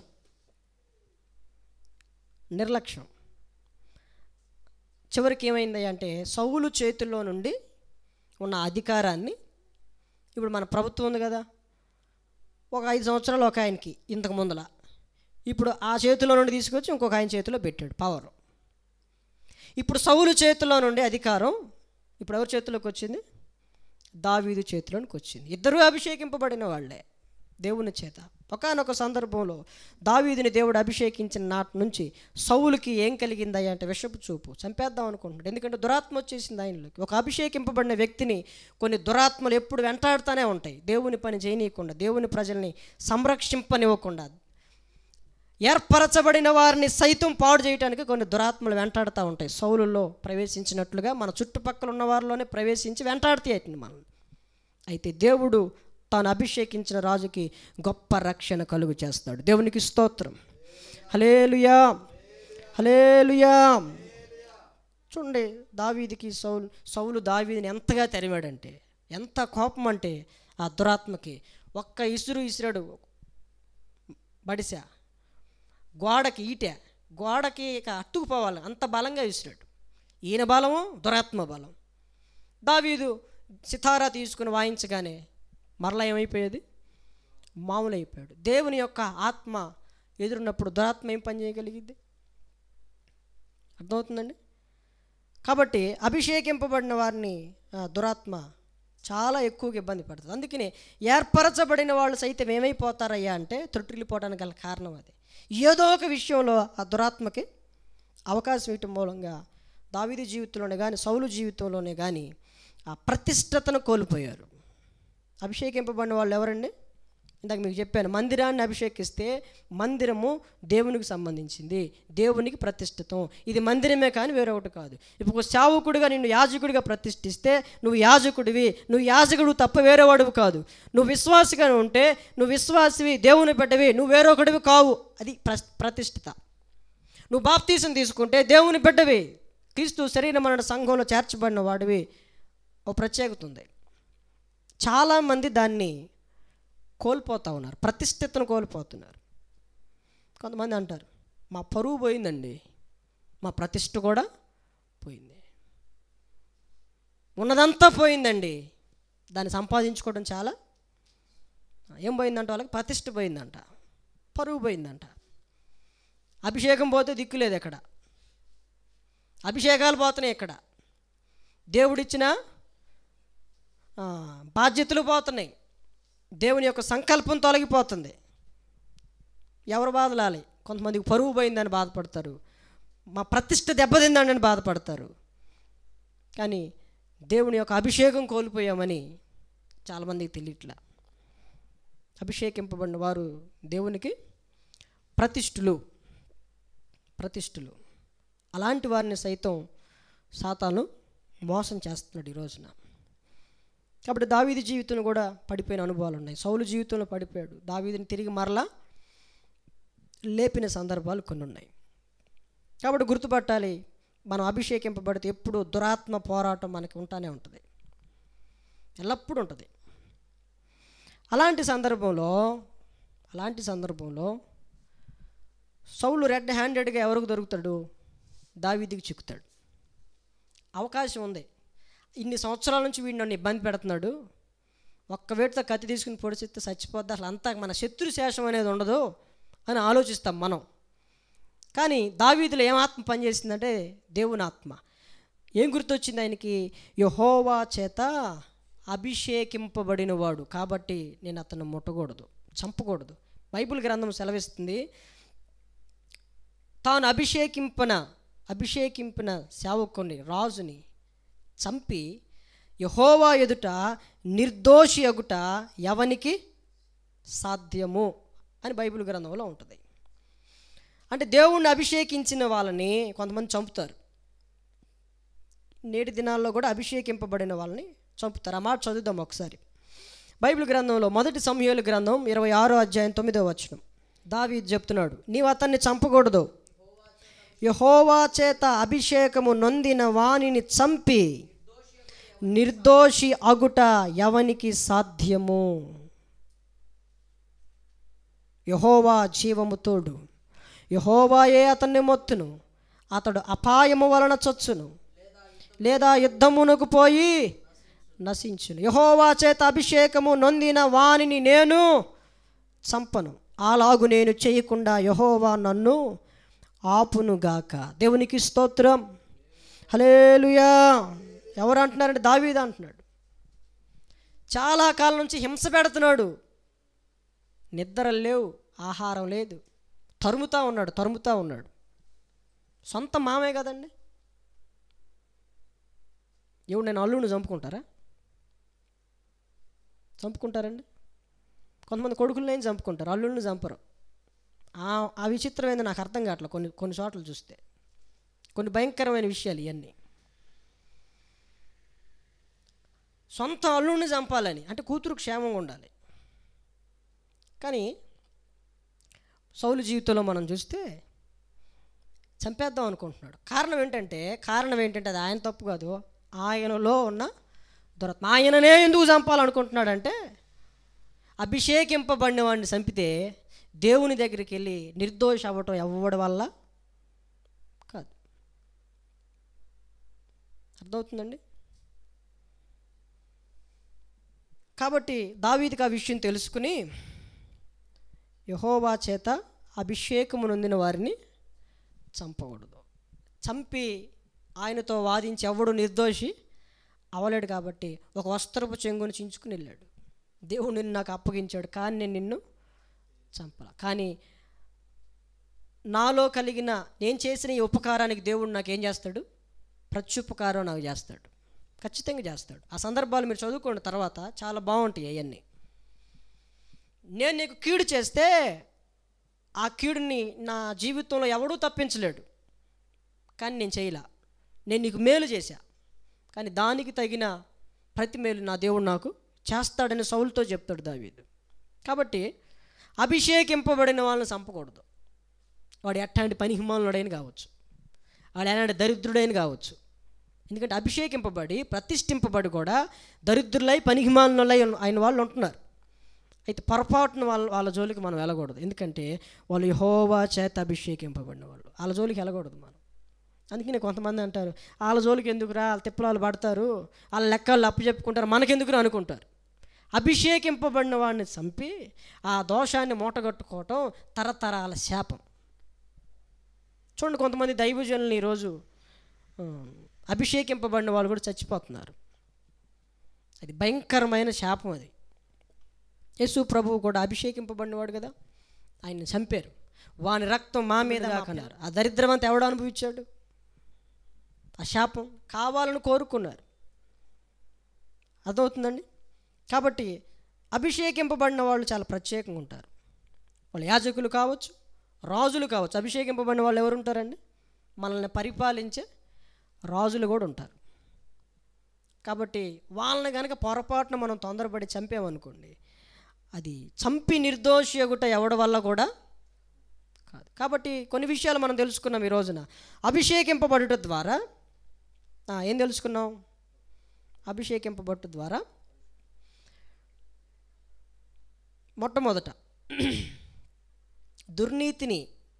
నీతిని ప్రేమించాడు, దుర్నీతిని ద్వేషించాడు. కాబట్టి సహోదరులందరికంటే హెచ్చింపబడ్డాడు. అంటే దేవుడు ఎవరిని అభిషేకిస్తాడని చెప్పాను? నీతిని ప్రేమించి దుర్నీతిని ద్వేషించే వాళ్ళని దేవుడే అభిషేకిస్తాడు. అవునా? తన ప్రజల కొరకు కొంతమందిని అభిషేకించుకుంటాడు, పరిపాలించడానికి, నడిపించడానికి. మోషేని అభిషేకించుకున్నాడా? సమూయేలుని అభిషేకించుకున్నాడా? దేవుడు అభిషేకించుకున్నాడు స్వయంగా వాళ్ళని. ఇప్పుడు యెహోషువ దగ్గరికి వచ్చేసరికి దేవుడు అంటాడు, నీ తరువాత నీకు ప్రతిగా నువ్వు యెహోషువ మీద నీ చేతులుంచి అభిషేకించమని. ఆ మాటలు మనకు కనపడతాయి. ఆ మాటలు నేను మీకు ఒకసారి చెప్తాను, చూడండి. 34వ అధ్యాయం 9వ వచనం.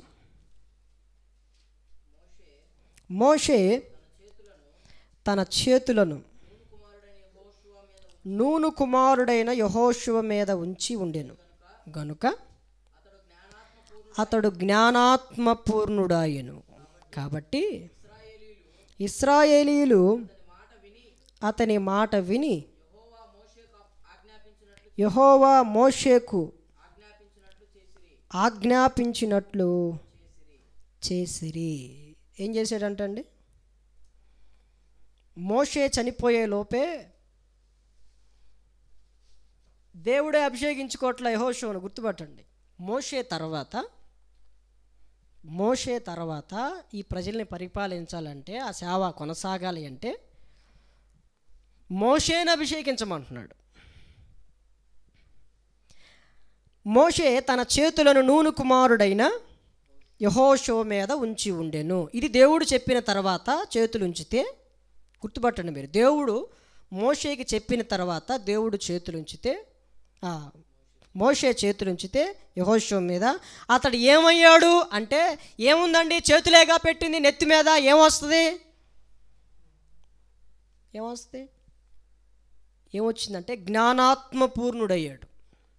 అటు ఎన్నో సంవత్సరాల నుంచి మోషేని వెంబడించాడు, కానీ ఇప్పుడు యెహోషువ బాధ్యత ఏంటంటే మోషే కంటే కూడా రెండింతలు ప్రజలు నడిపించాలి. దేవునికి స్తోత్రం, హల్లెలూయా. కాబట్టి మోషేతో నేర్చుకున్న అనుభవాలు చాలా ఉన్నాయినా, నీకు జ్ఞానాత్మ కావాలి, జ్ఞానాత్మలో పూర్ణత కావాలి. కాబట్టి యెహోషువకు దేవుడు ఇచ్చాడు, జ్ఞానాత్మ పూర్ణుడయ్యే కృపిచ్చాడు. ఇదే క్రమంలో మనం రాజుల గ్రంథంలో మనం చూస్తే ఏలియాకి చెప్తాడు దేవుడు, నీ తరువాత షాపాతు కుమారుడైన ఎలీషాను కూడా నువ్వేం చేయాలి? అభిషేకించాలి అని. ఎందుకని? ఏలియాని దేవుడే అభిషేకించుకున్నాడుగా, ప్రత్యేకించుకున్నాడుగా. మరి ఎలీషా దగ్గరికి వచ్చేసరికి ఏలియా ద్వారానే అభిషేకించాలా? అవును, ఏలియా కంటే రెండింతల పరిచర్య చేయాలి కాబట్టి అభిషేకించాడు. సరే, అభిషేకించిన దగ్గర నుండి ఈ సందర్భాన్ని చూడండి. ఈ సందర్భం మీకు తెలుసు. ఏలియా ఎలీషాని అభిషేకించిన దగ్గర నుంచి కొన్ని దినాలు ఏం చేశాడు? అంతకుముందు దినాలు చూస్తే అభిషేకించమని చెప్పినప్పుడు అప్పటికి ఏం చేస్తున్నాడంటే ఎలీషా, మీరు రాజుల గ్రంథంలో చదువుకోండి, తనకి బండ్లు ఉన్నాయి, ఎద్దులు ఉన్నాయి, వ్యవసాయం చేసుకుంటూ ఉన్నాడు. ఏలియా వచ్చి దుప్పట అలా కప్పి నన్ను వెంబడించు అన్నాడు. ఇక అంతే. అయ్యా, నేను ఒకసారి ఇంటికి వెళ్ళి మా తల్లిదండ్రులు ముద్దు పెట్టుకుని నేను తర్వాత వెంబడిస్తానంటే నా వలన నీకు నిర్బంధం ఏముండదు. ఇంతే ఉంటుంది, మీకు వాక్యం చదువుకోండి. నా వలన మీకు నిర్బంధం ఏముండదు, వెళ్ళేసిరా, నువ్వు వెళ్ళొచ్చేంతవరకు ఇక్కడే ఉంటాను అన్నాడు. వెళ్ళాడు, వచ్చాడు, పశువులను కూడా వధించాడు, విందు చేశాడు. నాటి నుండి బైబిల్లో రాయబడింది, నాటి నుండి ఏలియాకి ఉపచారము చేయుచుండెను. దేవునికి స్తోత్రం, హల్లెలూయా, హల్లెలూయా. ఉపచారము చేస్తూ చేస్తూ కొన్ని అనుభవాలను నేర్చుకున్నాడు. అంటే ఏంటి ఆయన చేసే ఉపచారం అంటే, ఏలియా చేతుల మీద ఎలీషా నీళ్లు పోయేవాడుగా ఉండాడు. అంటే ఎప్పుడు ఆయన అంటి పెట్టుకుని ఉండేవాడు. అభిషేకింపబడిన వారిని ఎప్పుడూ ఒకడు అంటి పెట్టుకుని ఉండాలి. అభిషేకింపబడిన వారిని మనం కాపాడుకోవాలి. దావీదు సౌలు దగ్గర ఉన్న ఒక సైనికుడితో అంటాడు, అభిషేకింపబడిన వాడిని నువ్వు కాపాడలేకపోయావు, నేను వచ్చి చంపేస్తే నువ్వు సరిగ్గా కాపుదల ఇయలేకపోయావు. అంటే రాజుతో పాటు నువ్వు కూడా ఏం చేస్తున్నావు? నిద్రపోతున్నావు. అర్థమవుతుందండి? అభిషేకింపబడిన రాజుకి సైనికుడు ఏం చేయాలి? కాపుగాయాలి, కాపాడుకోవాలి. ఇతన్ని అభిషేకింపబడినవాడు అంటే కాపాడుకోవాలి. వీళ్ళు తక్కువ మంది ఉంటారు భూమి మీద, వీళ్ళని కాపాడుకుంటే మనకి బాగుంటుంది. నువ్వు కాపాడుకోలేదు కదా, నువ్వు కాపాడుకోలేకపోవడానికి ఇదిగో ఈ చిన్న గుడ్డ మొక్కే సాక్ష్యం. నువ్వు కాపాడితే మా వాడు వచ్చి అక్కడ సమీపించేవాడు కాదు, గుడ్డ మొక్కని తెచ్చేవాడు కాదు.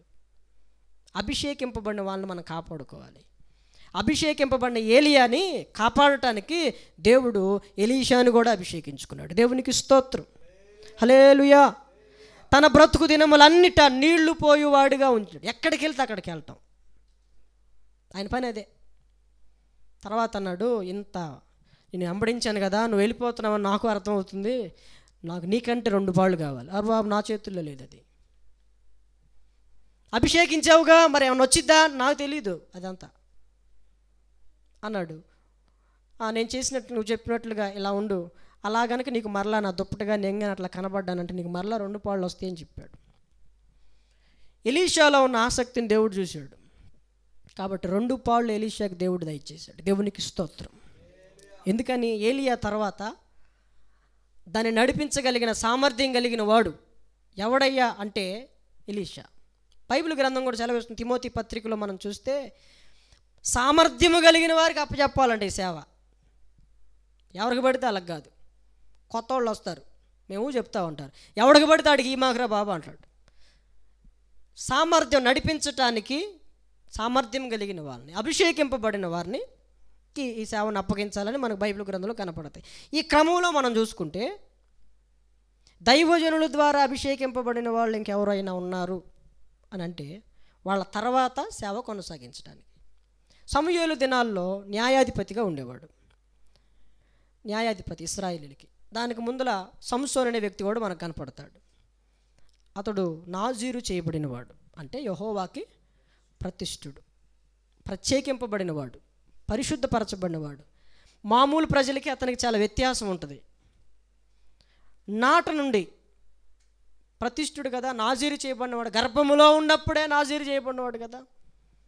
దేవుని ఆత్మ బలంగా అతని మీదకి దిగి రావటం అతనికి కూడా తెలిసింది. కానీ దాని విలువను తెలుసుకోవాలా. సంసోను ఆ అభిషేకం యొక్క విలువ అతనికి అర్థం కాల, దాన్ని పోగొట్టుకున్నాడు. ఒక రోజున, ఆ రోజు నుంచి కత్తెర వేయబడిన దగ్గర నుంచి యెహోవా ఆత్మ అతన్ని ఎడబాసింది. ఆ సంగతి అతనికి తెలియలా. ఎప్పుడు వచ్చిందో తెలియదు, ఎప్పుడు వెళ్ళిందో కూడా తెలియదు, కానీ ఎప్పుడు వచ్చిద్దో కూడా తెలియదు. అట్లా దేవుని ఆత్మ అతన్ని ప్రేరేపించేది. మరి సంసోను జీవితం మనం చూస్తే ఆ ప్రతిష్ఠిత తల్లిదండ్రులు చెప్తారయ్యా, నువ్వు గర్భములో ఉన్నప్పుడే మేము నిన్ను ప్రతిష్ఠించావురా, నువ్వు దేవుని బిడ్డవరా, నువ్వు ఎలా పడితే ఇతరుల్లాగా బ్రతకటానికి వీల్లేదురా. మేమెవరివి? మాకు చాలా సంవత్సరాలు ప్రార్థన చేస్తే దేవుడు ఇచ్చిన బిడ్డవరా నువ్వు అని చెప్పుకుంటా వచ్చాడు. మొదట ఒకళ్ళని ప్రేమించాడు. తల్లిదండ్రులు చెప్తే ఎన్లా, సరే అది బెడ్స్ కొట్టింది. ఇంకా అట్లా చాలా బెడ్స్ వచ్చినాయి. ఇప్పుడు ఎక్కడ చేరాడు? ఇంకొక ఆమె దగ్గర చేరాడు. అంటే తాను యెహోవాకు ప్రతిష్ఠుణ్ణి అన్న సంగతి మరి మర్చిపోయి ఉండొచ్చు.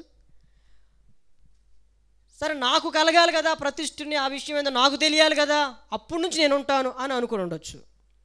ఏది ఏమైతేనేమి, నేను ఏం చేసినా సరే దేవుని ఆత్మ నా మీదకి వస్తుందిలే అని అనుకుని కూడా ఉండొచ్చు. మొత్తానికి కొన్ని దినముల తర్వాత, అంటే ఎలా ఉన్నా దేవుని ఆత్మ వస్తుంది, ఎలా ఉన్నా ప్రకటించగలుగుతున్నాడు, ప్రజల్ని కాపాడగలుగుతున్నాడు. ఒక రోజున తనకి తెలియకుండానే యెహోవా ఆత్మ అతన్ని ఎడబాసింది.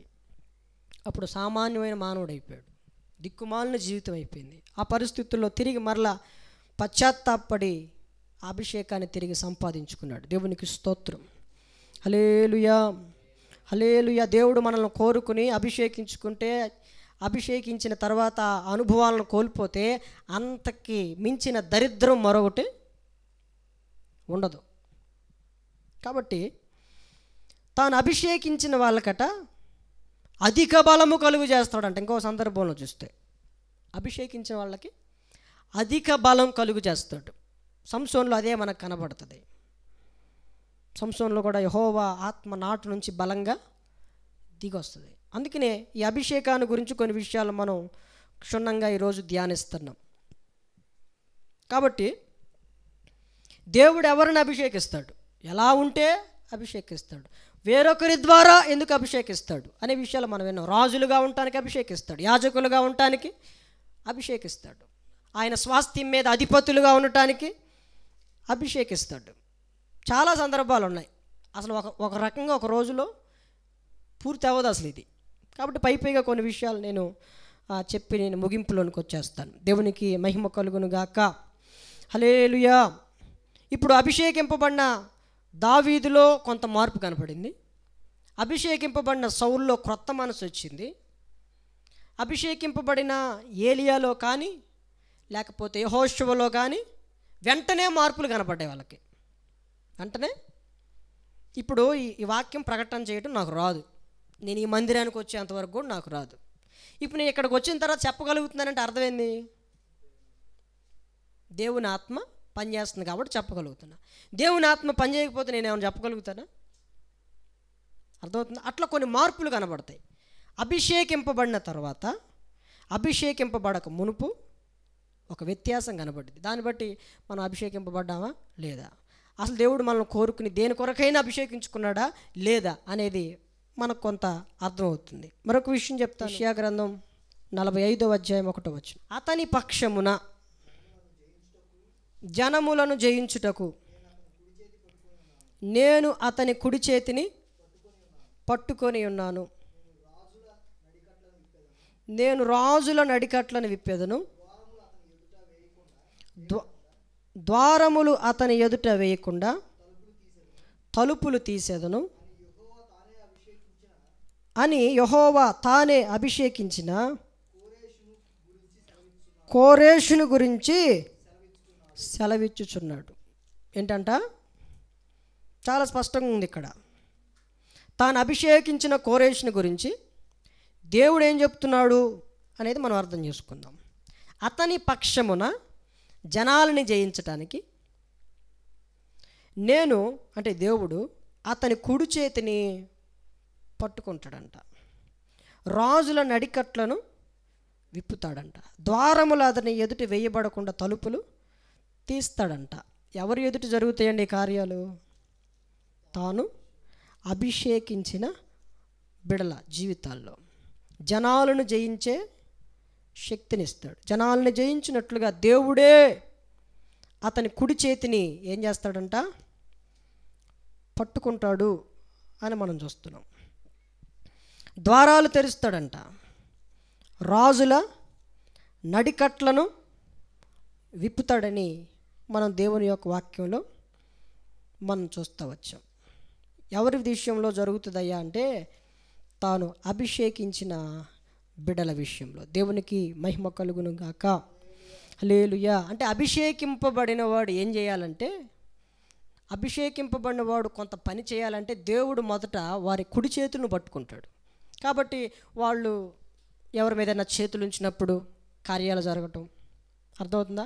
వారు మాట్లాడినప్పుడు ఆదరణ కలగటం, వారు మాట్లాడినప్పుడు పశ్చాత్తాపం కలగటం, వారు మాట్లాడినప్పుడు దేవుని గురించి కొంతమంది తెలుసుకోవటం, ఇలాంటి కార్యాలన్నీ జరుగుతాయి. వాళ్ళు మాట్లాడినప్పుడు కొన్ని బంధకాల నుంచి విడుదల కలగటం, వాళ్ళు ఎక్కడికైనా వెళ్ళి ఆ ప్రాంతానికి వెళ్ళాలంటే దేవుడు ముందుగా వాళ్ళకి తన దూతను పంపించి మార్గాలను సరళం చేయటం, ఇది అభిషేకింపబడిన బిడ్డల జీవితాల్లో జరిగే కార్యాలు. యెషయా గ్రంథం 61వ అధ్యాయం మొట్టమొదటి వచనం చదువు. ప్రభువగు యెహోవా ఆత్మ నా మీదికి వచ్చి ఉన్నది.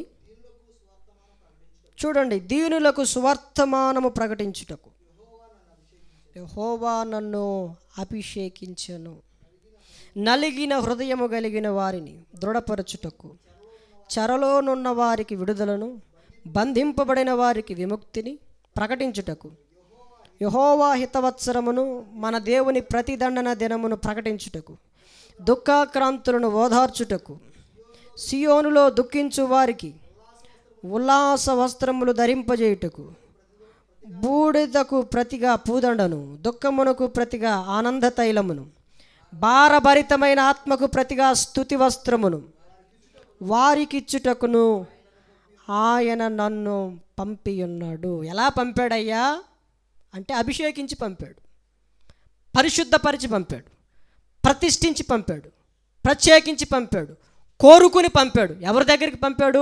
ఆయన ప్రజల దగ్గరికి పంపాడు. దేవునికి స్తోత్రం. హల్లెలూయా. ఆయన ప్రజల్లో ఎవరున్నారయ్య అంటే దీనులు. దీనులకు సువర్తమానము ప్రకటించటానికి దేవుడు నన్ను అభిషేకించాడు. ఇది యేసుక్రీస్తు వారిని గురించిన ప్రవచనాత్మకమైన వాక్యం. యేసు ప్రభు ఎవరికి ప్రకటించాడు అంటే దీనులకి. ఈరోజు మనోళ్ళు దీనులకు ప్రకటించరు. బేదలకు సువార్త ప్రకటింపబడుతుందని బైబిల్లో రాయబడింది. యేసు ప్రభు చేశాడు ఆ పని. మన వాళ్ళ మధ్యలోకి వెళ్ళడానికి ఇష్టపడ్డాం.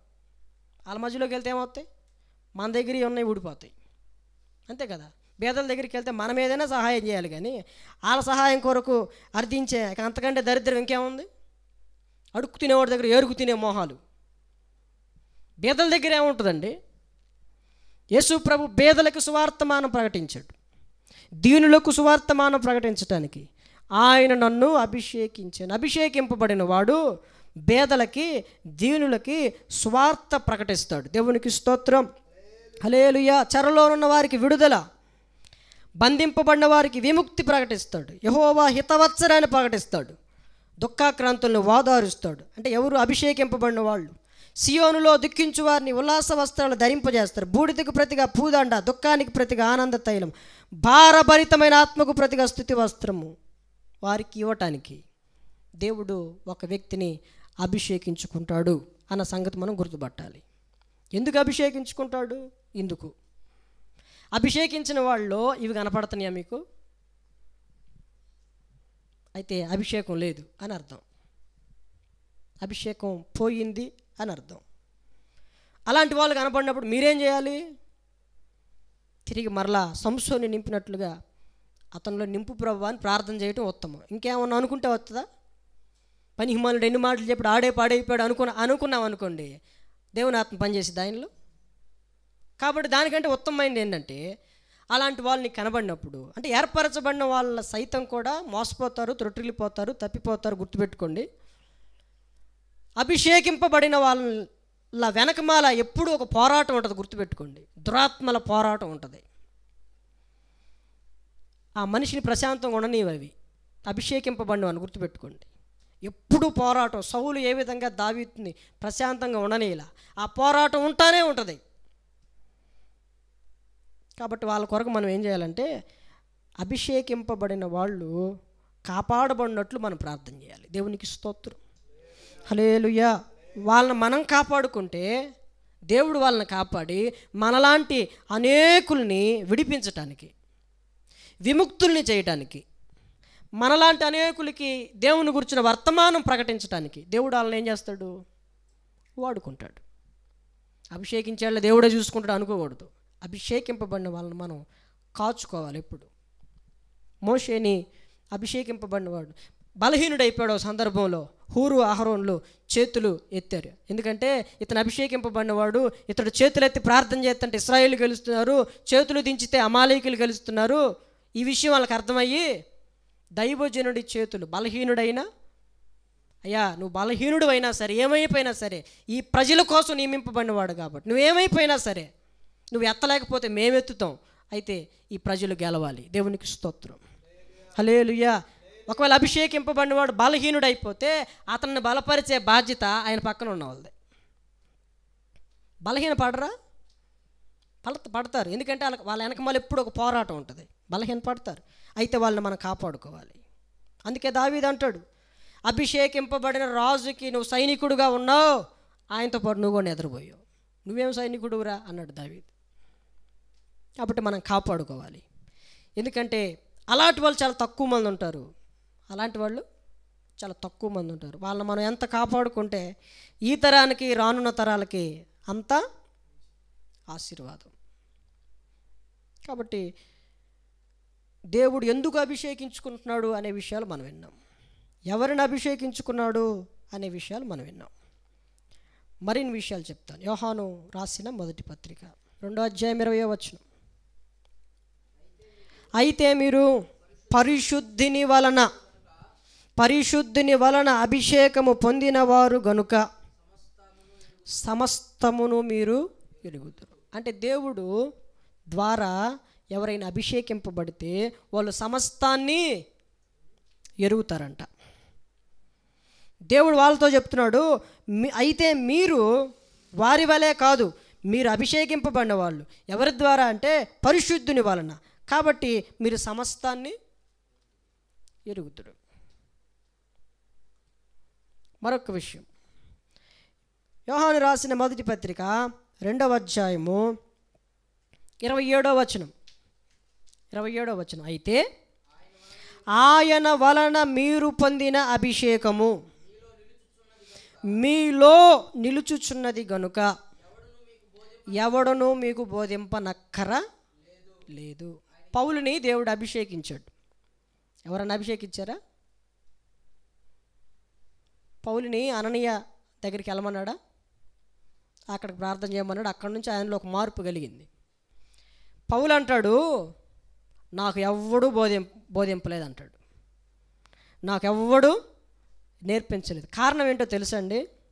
కారణం ఏంటంటే ఆయన వలన అభిషేకము పొందిన అభిషేకము మనలో నిలబడితే మనకు ఎవడు బోధింపనక్కర లేదు. ఆయన ఇచ్చిన అభిషేకము సత్యమే కానీ అబద్ధం కాదు. అదేం చేస్తాయా అంటే అది అన్నిటినీ గూర్చి మీకు బోధించుచున్న ప్రకారము, ఆయన మీకు బోధించిన ప్రకారము గాను ఆయనలో మీరు నిలుచుచున్నారు. అభిషేకము మనలో నిలబడాలి. అభిషేకములో మనం నిలబడాలి. ఈరోజు ఈ పదం ఎక్కువ వింటున్నారు కదా, ఆయన నూనె గీనో మొత్తానికి నూనె కలిపి నీళ్ళలో చలిసి అందరూ అభిషేకింపబడ్డారు అంటాడు. అభిషేకించమని దేవుడు చెప్పాలి కదండి. సరే, అభిషేకిస్తే ఎందుకు అభిషేకించాడు చెప్పాలిగా, క్లారిటీ ఉండాలిగా. ఇప్పుడు యెహోషువని అభిషేకించాడంటే మోషే తర్వాత చేయడానికి, ఇది బాగుంది. ఎలీషాని అభిషేకించాడంటే ఏలియా తర్వాత చేయడానికి. మోషేని అభిషేకించాడంటే ఇశ్రాయేల్ ప్రజల నిమిత్తం. దావీదుని అభిషేకించాడంటే సౌలు తర్వాత. సౌలుని అభిషేకించాడంటే ఇశ్రాయేల్ ప్రజల మీద స్వాస్థ్యంగా అధిపతిగా. ప్రతి దానికి ఒక రీజన్ ఉంది. మరి దేవుడిని ఎందుకు అభిషేకించాడు? అందరిని అభిషేకించమన్నాడు అంట. అందరమే జల్లాడాక దేనికి అభిషేకిస్తున్నావు? దాని పర్పస్ ఏంటి అసలు? ఎలా ఉండాలని దేవుడు ఎందుకు కోరుకున్నాడు వాళ్ళని? ఈ వివరణలే ఉండవు. అందరమే జల్లాడు, అభిషేకం, అంతే. అభిషేకం వచ్చేసింది. నేను ఇప్పుడు ప్రార్థన చేస్తున్నాను, మీ మీదకి ఏమొస్తుంది? అర్థమవుతుందా? సరే, అది ఓకే, నిజమే అనుకోండి. కాసేపు నిజమే అనుకుందాం. అభిషేకింపబడిన తర్వాత నీకు అధిక బలము కావాలి. దేవునికి స్తోత్రం. అభిషేకింపబడిన తర్వాత క్రొత్త మనస్సు రావాలి. అభిషేకింపబడిన తర్వాత యెహోవా ఆత్మ బలంగా నీలో పనిచేయాలి. అభిషేకింపబడిన తర్వాత ప్రవక్తల సమూహం ప్రకటించినట్లుగా క్రీస్తుని గురించి నువ్వు ప్రకటించాలి. ఈ అనుభవాలన్నీ మనలో రావాలి.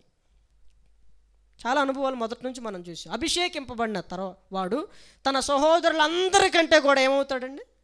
హెచ్చింపబడతాడు. మరి దేవుడు అలాగని ఎవరిని పడితే వాళ్ళని అభిషేకిస్తాడా? మోషేని అభిషేకించక మునుపు మోషే గొర్రెల మందలను కాస్తున్నాడు. తన మామ మందని కాస్తున్నాడు. నువ్వు కాసేది గొర్రెలను కాదురా, ఇశ్రాయేలు ప్రజల్ని కాయాలి అని చెప్పి దేవుడు అక్కడికి పిలిచాడు. దేవునికి స్తోత్రం. హల్లెలూయా. ఐగుప్తులో యుద్ధ విద్యలన్నిటిని అభ్యసించాడు. సకల శాస్త్ర ప్రవీణుడు మోషే. నత్తివాడే కానీ సకల శాస్త్రాల యందు ప్రవీణుడు. అన్నీ నేర్చుకున్నాడు ఆయన. అంత టాలెంట్ కలిగినాడు. పౌలు కూడా చాలా టాలెంట్ కలిగినాడు. దావీదు కూడా చాలా టాలెంట్ కలిగినాడు. ఐగుప్తులో 40 ఏళ్ళు ఉన్నాడు మోషే. అప్పుడు అభిషేకించలా. ఒక 40 ఏళ్ళు బయటికి వెళ్ళిన తర్వాత మామ మందలను కాచుకుంటూ ఉన్నాడు. మందని బాగా కాచాడు.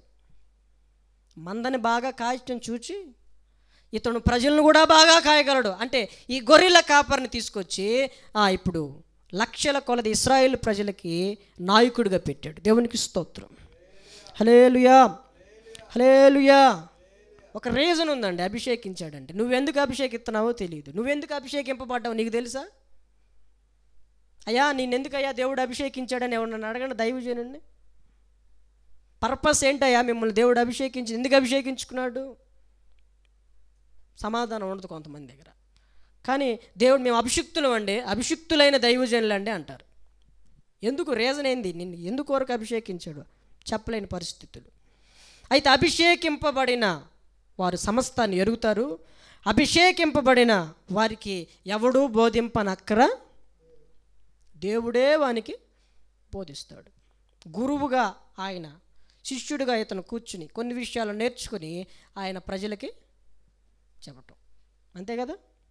దేవుడు మోషేకి చెప్పేవాడు, మోషే అహరోనుకు చెప్పేవాడు, అహరోను ప్రజలకు చెప్పేవాడు. ఇది ప్రాసెస్.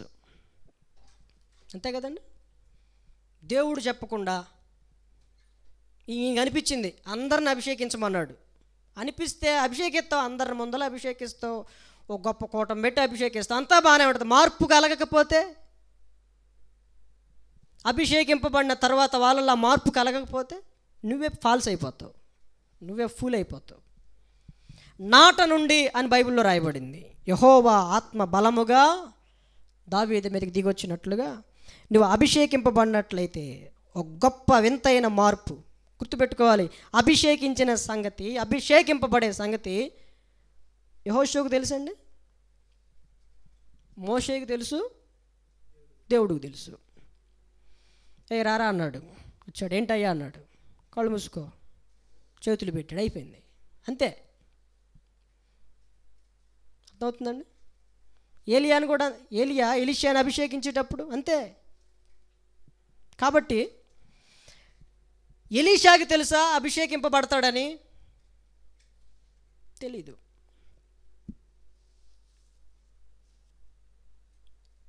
సంసోనుకు తెలుసా దేవుడు అతన్ని అభిషేకించాడని? పర్మిషన్ సార్, మరి అభిషేకించాలనుకుంటున్నా, మరి టైం ఏంటి, డేట్ ఏంటి అడుగుతాడండి దేవుడు. కాబట్టి అర్థం చేసుకుందాం. అంటే కొన్ని విషయాలే చెప్పాను మీకు ఈరోజు. దీని గురించి చెప్పాలంటే, డీప్గా చెప్పాలంటే చాలా విషయాలు ఉంటాయి బైబిల్ గ్రంథంలో. మనకున్న సమయంలో కొంచెం విస్తారంగానే చెప్పుకున్నాం. ఇప్పుడు ఇంచుమించుగా చాలా టైం చెప్పుకున్నాం.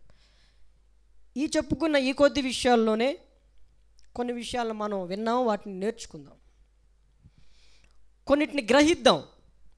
అభిషేకింపబడిన వాళ్ళు ఎవరో, అభిషేకము లేని వాళ్ళు ఎవరో ఒక గ్రహింపుకు మనం రావాలి.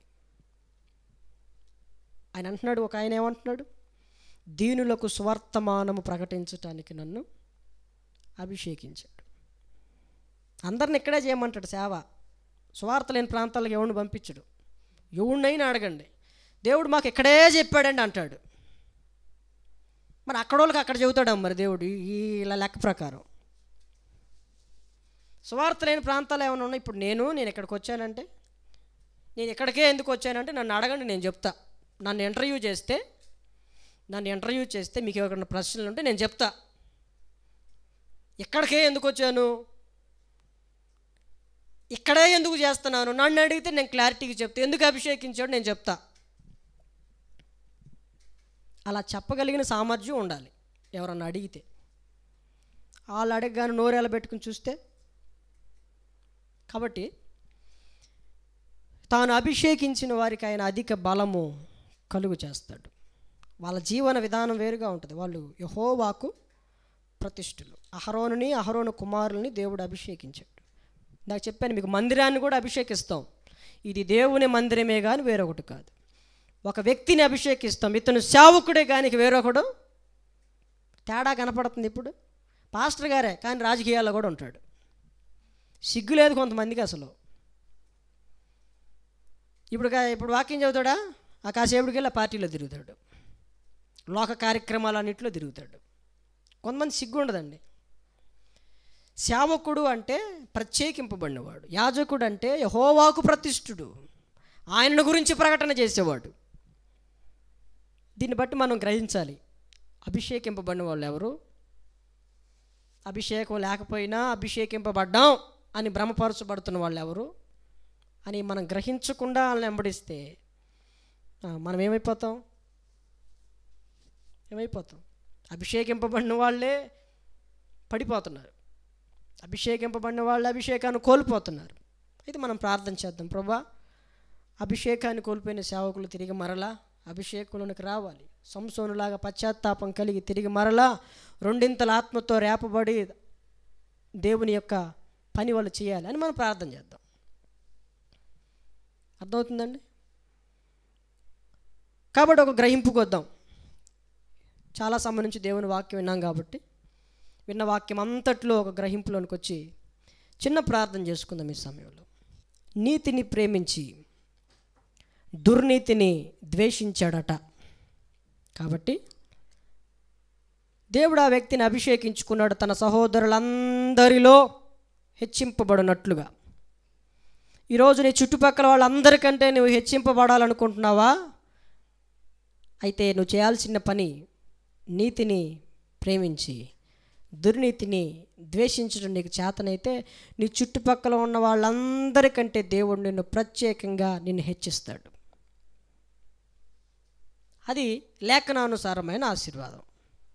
నువ్వు అడుగుతావు, నా తోటి వాళ్ళందరికంటే నేను బాగుండాలి, హెచ్చుగా ఉండాలి, విలువగా ఉండాలి. అయితే నువ్వు చేయాల్సిన పని ఏంటో తెలుసా? నువ్వు పాటించాల్సిన చిట్కా ఏంటంటే, నీతిని ప్రేమించి దుర్నీతిని ద్వేషించినట్లయితే నీ తోటి వారందరికంటే నువ్వు హెచ్చింపబడినట్లుగా నిన్ను ఆనంద తైలముతో, అభిషేక తైలముతో, ప్రతిష్ఠత తైలముతో దేవుడు నిన్ను అభిషేకిస్తాడు. తన పని కొరకు అభిషేకించుకుంటాడు. చాలా దినాల నుంచి ఆయన నేను గమనిస్తున్నాడు, చూస్తున్నాడు, నీ పని పాటలను చూస్తున్నాడు. తగిన దినమున ఆయన తన పని కొరకు, తన సేవ కొరకు, తన మందిరపు పని నిమిత్తం, ఇంకా మరికొన్ని పనుల నిమిత్తం, ఒక్కొక్కరిని ఒక్కొక్క పని నిమిత్తం ప్రత్యేకించి ఆయన అభిషేకించుకుంటాడు. అయితే అభిషేకాన్ని పోగొట్టుకోకూడదు. అభిషేకింపబడిన నాటి నుంచి ఆ వ్యక్తి యెహోవాకు ప్రతిష్ఠుడు. అభిషేకింపబట్టు ద్వారా మనం పవిత్రపరచబడతాం, ప్రతిష్ఠులమవుతాం, ప్రత్యేకింపబడిన వాళ్ళం అవుతాం. అభిషేకింపబడిన తర్వాత సౌలులోకి క్రొత్త మనస్సు వచ్చింది. ప్రవక్తల సమూహంలో ఉండి వారితో కలిసి ప్రకటన చేయగలుగుతున్నాడు. నాటి నుంచి యెహోవా ఆత్మ బలంగా దిగొచ్చింది. గొర్రెలను కాసుకునే వాళ్ళు రాజ్యాలను పరిపాలించారు. గాడిదలను కాసుకునే వాళ్ళు ప్రజల్ని ఏలారు. చేపలను పట్టే వాళ్ళు మనుషులను పట్టే జాలరులుగా మార్చబడ్డారు. విద్య లేని పామరులు పండితులయ్యారు. అభిషేకంలో ఇలాంటి కార్యాలు జరుగుతాయి. దైవ సేవకుని చేతి మీద నీళ్లు పోయేవారు రెండింతల ఆత్మతో పనిచేశారు. మోషే ప్రతి పరిస్థితిలో చేదోడు వాదోడుగా ఉన్నవాళ్ళు జ్ఞానాత్మ పూర్ణులయ్యారు. కాబట్టి చెప్పబడిన వాక్యమంతటిలో ఒక చిన్న తీర్మానం చేసుకో. మీ కొరకు చిన్న ప్రార్థన చేస్తాం. ప్రేమ కలిగిన మా ప్రియ పరలోకపు తండ్రి, నీ పరిశుద్ధమైన, ఘనమైన, శ్రేష్టమైన, మహిమ కలిగిన నామాన్ని బట్టి మీకు వందనాలు. గత దినాల్లో ముందుగా చెప్పినట్లుగా అభిషేకమును గురించిన వర్తమానం మీరు ప్రత్యక్షతనిస్తే చెప్పాలని ఆశపడినప్పుడు మీరు ప్రత్యక్షతనిచ్చారు. ఈ రోజున అభిషేకం అంటే ఏంటి, ఎందుకు ఒక వ్యక్తిని అభిషేకిస్తారు, ఎవరిని అభిషేకిస్తారు, ఎవరి ద్వారా అభిషేకిస్తారు, అభిషేక తైలం, ఆ సందర్భాలన్నీ కూడా అభిషేకింపబడిన తరువాత ఎలా ఉంటారు, ఇలాంటి మార్పులు కలుగుతాయి. దానిలో నిలబడకపోతే ఏం జరుగుతుంది, నిలబడితే ఏం జరుగుతుంది, అభిషేకింపబడిన వారి వెనక మళ్ళీ ఎలాంటి పోరాటం ఉంటుంది, ఎన్నో విషయాలు ప్రభువా లేఖన భాగంలో నుంచి ధ్యానించాం. విన్న మాటల ప్రకారంగా అభిషేకింపబడిన వారికి తగినట్టుగా లేఖనములో రాయబడినట్లుగా మమ్మలను సిద్ధపరచండి. ఒక్కొక్కరిని ఒక్కొక్క పని నిమిత్తం మీరు అభిషేకించండి. బైబిల్ గ్రంథంలో చూసినంత మట్టుకు అభిషేకింపబడే వాళ్ళకి అభిషేకింపబడతాము అన్న సంగతి వాళ్ళకి తెలియలేదు. ప్రభువా అదంతా రహస్యంగా జరిగింది. ఈ రోజుల్లో మేము చాలా చూస్తున్నాం, కొన్ని బహిరంగంగా కూడా జరుగుతున్నాయి. దాటిని మేము తప్పు పట్టట్లేదు. ఏది ఏమైనప్పటికీ చాలామంది అనుభవం కలిగిన సేవకులు కొంతమందిని సేవ కొరకు ప్రత్యేకిస్తున్నారు, చేతులుంచి ప్రత్యేకిస్తున్నారు. ఆ దినము నుంచి ఆత్మపూర్ణులుగా చేయమని ప్రార్థిస్తున్నాం.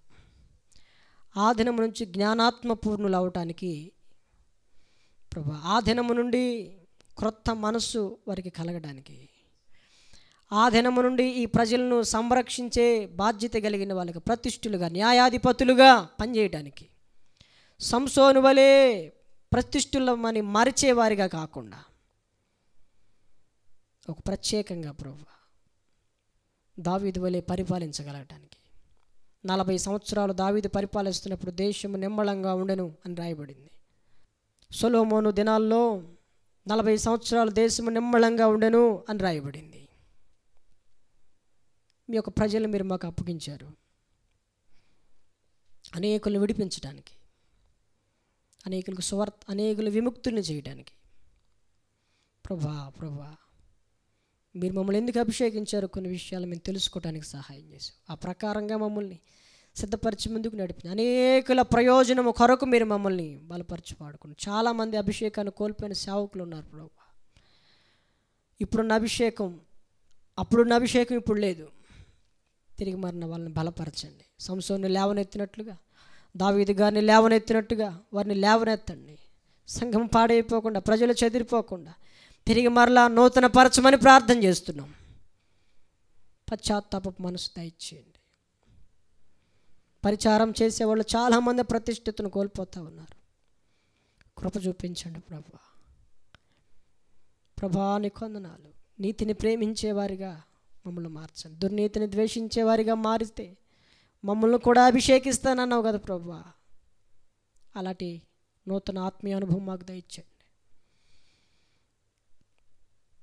ఆ విధంగా మేము అభిషేకింపబడటానికి సహాయం చేయండి. అలాంటి ఉన్నతమైన ఆశీర్వాదానికి యోగ్యులుగా, అర్హులుగా చేయమని చేరి వచ్చిన బిడ్డల్ని, శబ్దయంత్రాల ద్వారా ఉంటున్న బిడ్డల్ని ఎంతమంది అయితే విన్నారో వారందరినీ కూడా జ్ఞాపకం చేసుకోండి. ఎంతమంది అయితే శబ్దయంత్రాల్లో ప్రార్థిస్తూ ఉండగా ప్రార్థనలు ఏకీభవిస్తూ ఉన్నారో వారిని కూడా జ్ఞాపకం చేసుకోండి. అలాగే ఈ మాటలని రికార్డ్ చేసి తర్వాత మరలా యూట్యూబ్ ద్వారా ఇంకా మరికొంతమంది వినటానికి నాయన మీరే మార్గం సరళం చేయండి. దీని గురించిన ప్రశ్నలు ఎవరు ఏది అడిగినా సమాధానం చెప్పడానికి కావలసిన సిద్ధ మనస్సును కూడా మీరు మాకు అనుగ్రహించండి. అనేకమైన విషయాలను తెలుసుకుని అభిషేకింపబడ్డామా లేదా అనే విషయాలు గుర్తించి ఎవరు అభిషేకింపబడిన వాళ్ళు అనే సంగతి కూడా గుర్తుపట్టేటట్లుగా ఈ యొక్క ప్రజల మనోనేత్రాలను తెరవండి.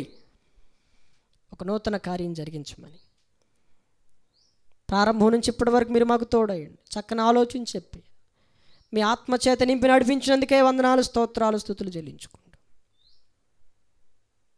చెప్పబడిన వాక్యం ప్రతి ఒక్క హృదయంలో నీరు కట్టి మీరు ఫలింపచేయండి.